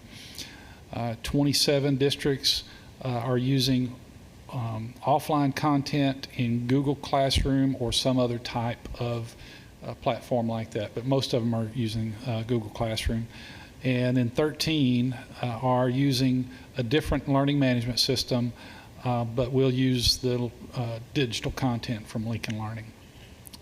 Now, as that relates to the number of students we're talking about, that is, well, let me talk to you about this for a second. Out of the 173, 157 are traditional public school districts, 13 are charter schools, and 3 are private schools. And this is important to note. Under the CARES Act, states are responsible for making equitable access to private school students as well. So we have 3 private schools who have opted into some of these resources. And that is a total of 204,139 students in the state of Arkansas. 204,000, a little over 204,000 public, charter, and private school students that have some touch point with these free resources. So when you think about our total 480,000 public school students in the state of Arkansas, another, how many, Ms. Kaufman, would you estimate private school? Do we have an estimation of that? We did, but not right now. Okay, so a few more thousand private school students. we're touching a number of students across the state with these resources. And one, it's a testament to the partnership, and definitely the combination of the funds that we were able to get through the governor from the GEAR funding and from the set aside for the state education, the SEA, the state education agency, the department, that was allowed under the CARES Act. That was as of August 9th, and again, those numbers could increase, very likely will increase, as I think Mr. Smith at APSRC said that Lincoln Learning had figured on about 150,000 students. So he said they were kind of scrambling to pick up the volume, but I have no doubt they're going to be able to handle it. This is a very robust system, and it looks like, just from what we're hearing, is that through the training, through the preparation that's going on through the co-ops, everything is going well, and the teachers are ready to deploy these resources. Any questions on that? Do we have an idea of what other districts are using, the other 100 districts and what they're using? Well, we have an idea because some of those districts have had more robust learning systems, online learning systems already. And some are very, have been very adept at using Google Classrooms previously and just kept that. And they're also developing their own content or using their own teachers to record lessons, upload those lessons into the system. So we could probably get some information on what systems. Deb, you have something, any info on that? It's on the server. Oh, yeah, it is. It's on the inside. I think it's important, to the extent possible, that we understand what every district is using virtually, so that you all can use that data to learn best practices, learn what's working, what isn't, as we move in the future. And I would like to see, a list of every district, what platforms and what curriculums they're using. Yeah, we do. Thank you for reminding me. The survey that's out there, we put out that survey, and you can access it on our Insight report. We'll make sure you have the links to that. But it's out there to be updated regularly. We're asking our districts to go in and, where some at the outset responded and they weren't sure, then when they made their decisions, we've asked them to come back into that survey and update their data. So yeah, we'll have that for you. I hope we learn a lot, and districts learn a lot of what works for what level students, and can share that between each other and share that with you all. We're also working with Dr. Arola, with the Office of Innovation and Education. She and her team are supporting a lot of districts. Of course, they've been working with a number of districts already in Schools of Innovation to do a lot of this type of work.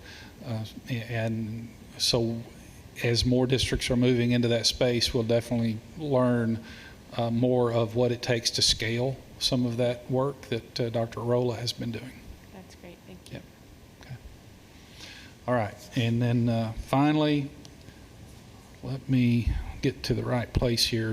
The next thing I want to talk about is, you might think, why are we talking about this now? I'm going to present information on the history of school boundaries in Jefferson County.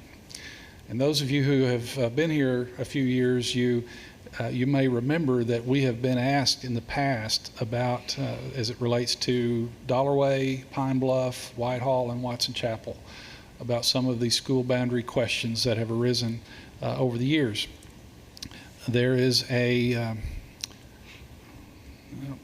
me get to the right screen here. Dan, I think I can do this from here. But if I can't, I'll need you to bail me out again.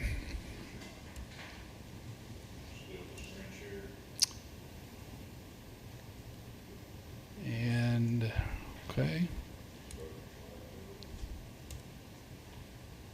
There we go. Okay. All right. Okay. So there's been some concern in the community in Jefferson County that there was a boundary change at some time in the past that put Dollarway at a disadvantage from a financial standpoint. And we, Aaron Franks, Reginald Ballard, a number of folks have been working to do some research on this, and it's pretty fascinating. We found some maps that have been very helpful. So bear with me as I go through this. But as you know, the industrial park area has been the area that has come up as a point of contention over the last few years.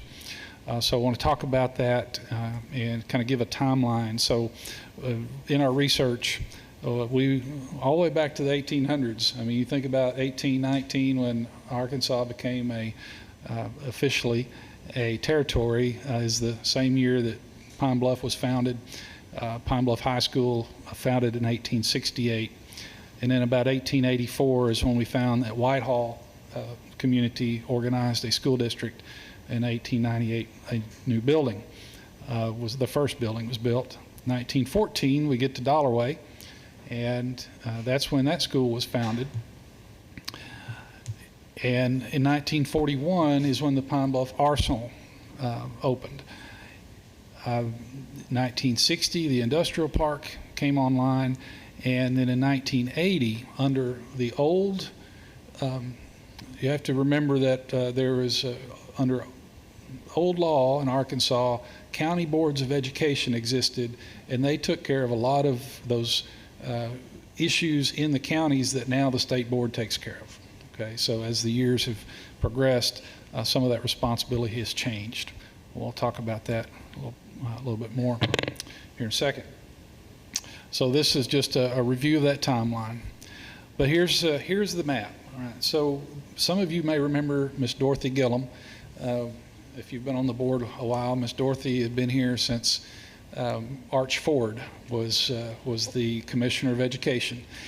Mr. Ford hired Miss Dorothy, and when I got here, she was my executive assistant. And she had this big book that she found, and it was maps of the counties and their schools from 1952 through 54. We let that book get away from us. She was cleaning up, and she sent it over to the historical archives.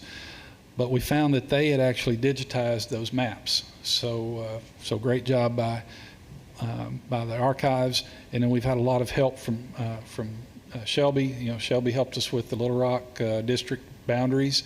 He's helped us with this project with Arkansas GIS. So this shows in the magenta lines that those are the current district boundaries. So you have Dollarway, and Dollarway, as you see, has always had a split. This area, the smaller area of Dollarway, is the Hardin community, and the Whitehall School District has always come down and split that land mass. Watson Chapel on the lower left, and then the lower right is the Pine Bluff School District. So going back to a little better resolution of that map and zeroing in on those old boundaries. So this map is the current boundaries.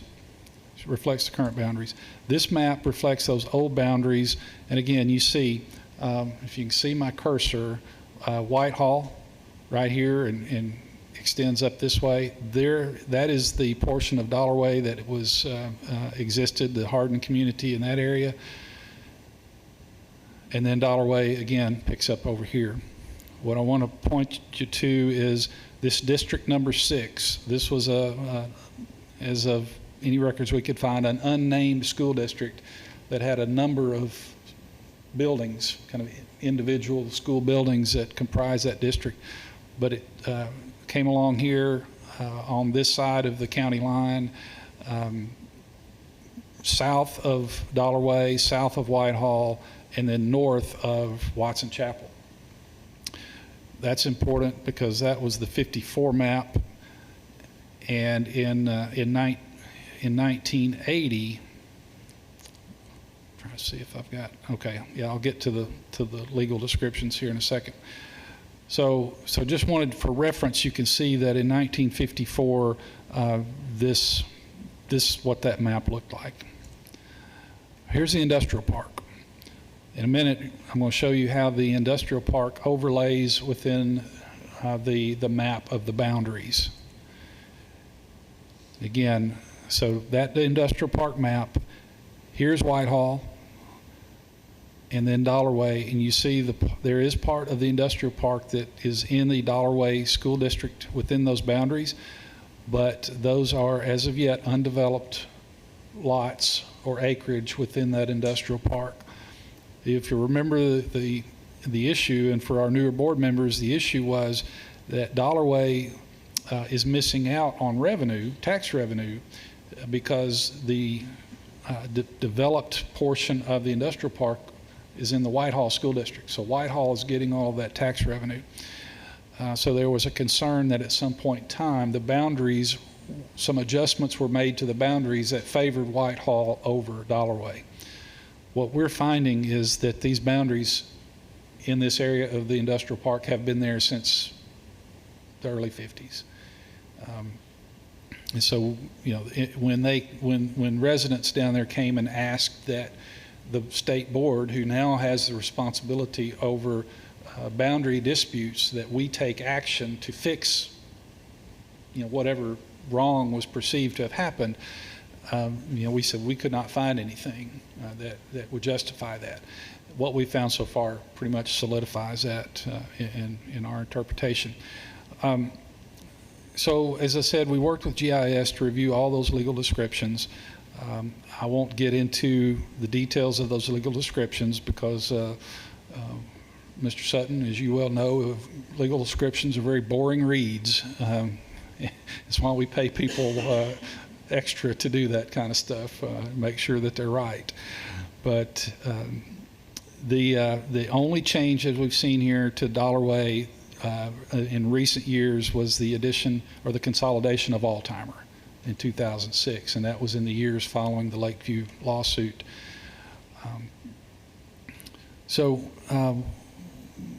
We feel like the lines are accurate as they are, and they reflect conditions that have been there for decades, nearly 70, at least 7 decades.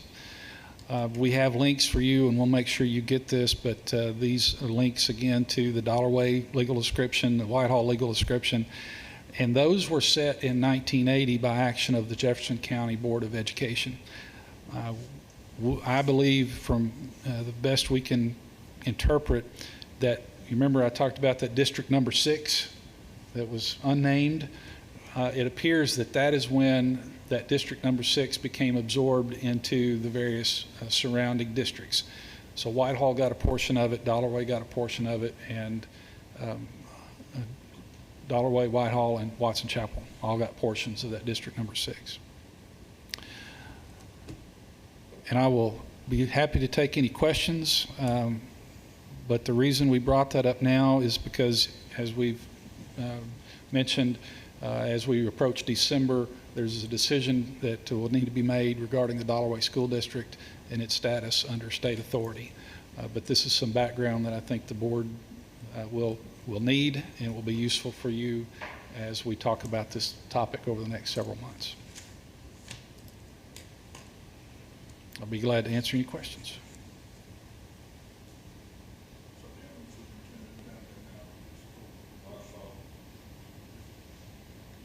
The interim superintendent in the Pine Bluff area is supervising which 2 schools? Pine Bluff and Dollarway. Pine Bluff, okay. Yes, sir. I know you talked about the boundary lines with the industrial park, but where it's split in the Hardin community is in Dollarway. Has there ever been a push to change those lines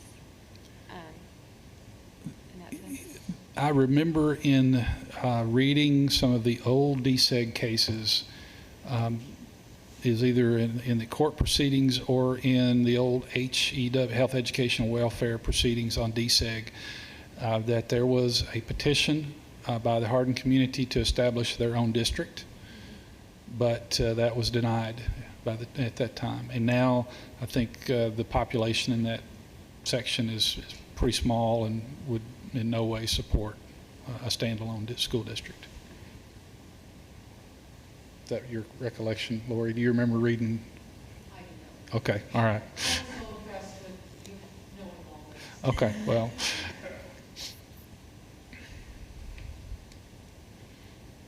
All right. If there are any other questions, Madam Chair, that is the end of my very long report today. Thank you, appreciate it. Okay, now we are on to public comment. I'm not sure, did we have?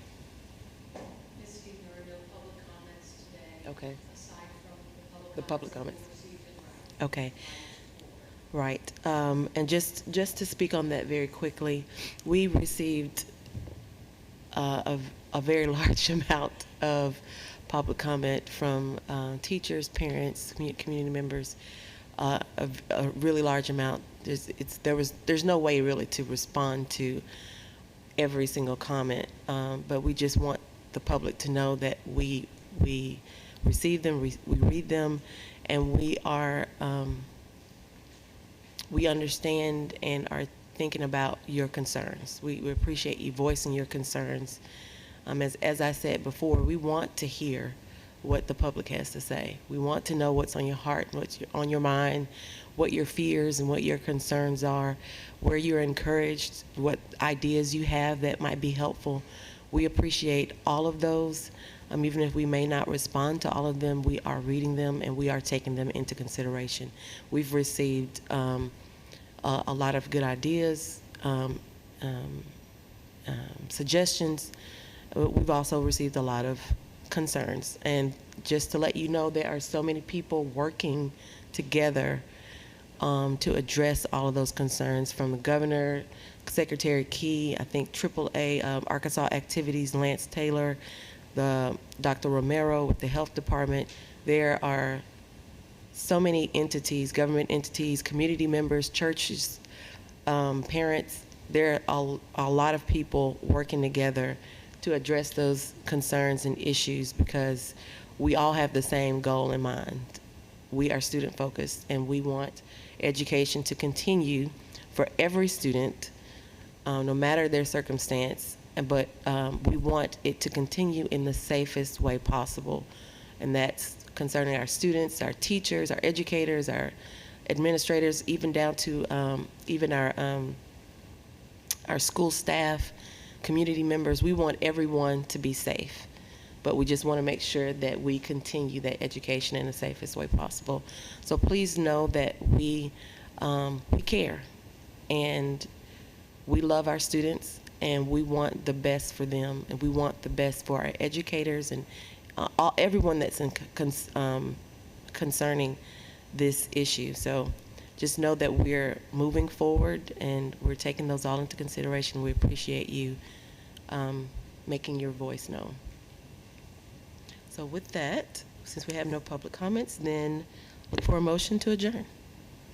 If no one else has any more questions or comments, okay. Ms. Dean, I would just Yes. add and I know we all feel the same way. We're so appreciative as a board to everyone getting ready for school right now. Yes.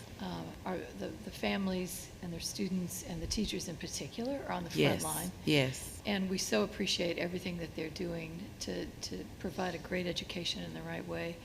I also just wanted to extend appreciation to the co-ops, the districts, and to the department. Yes. You sent a video out, I think it came from you, Mr. Secretary, that allowed us to see how the co-ops and the districts are preparing.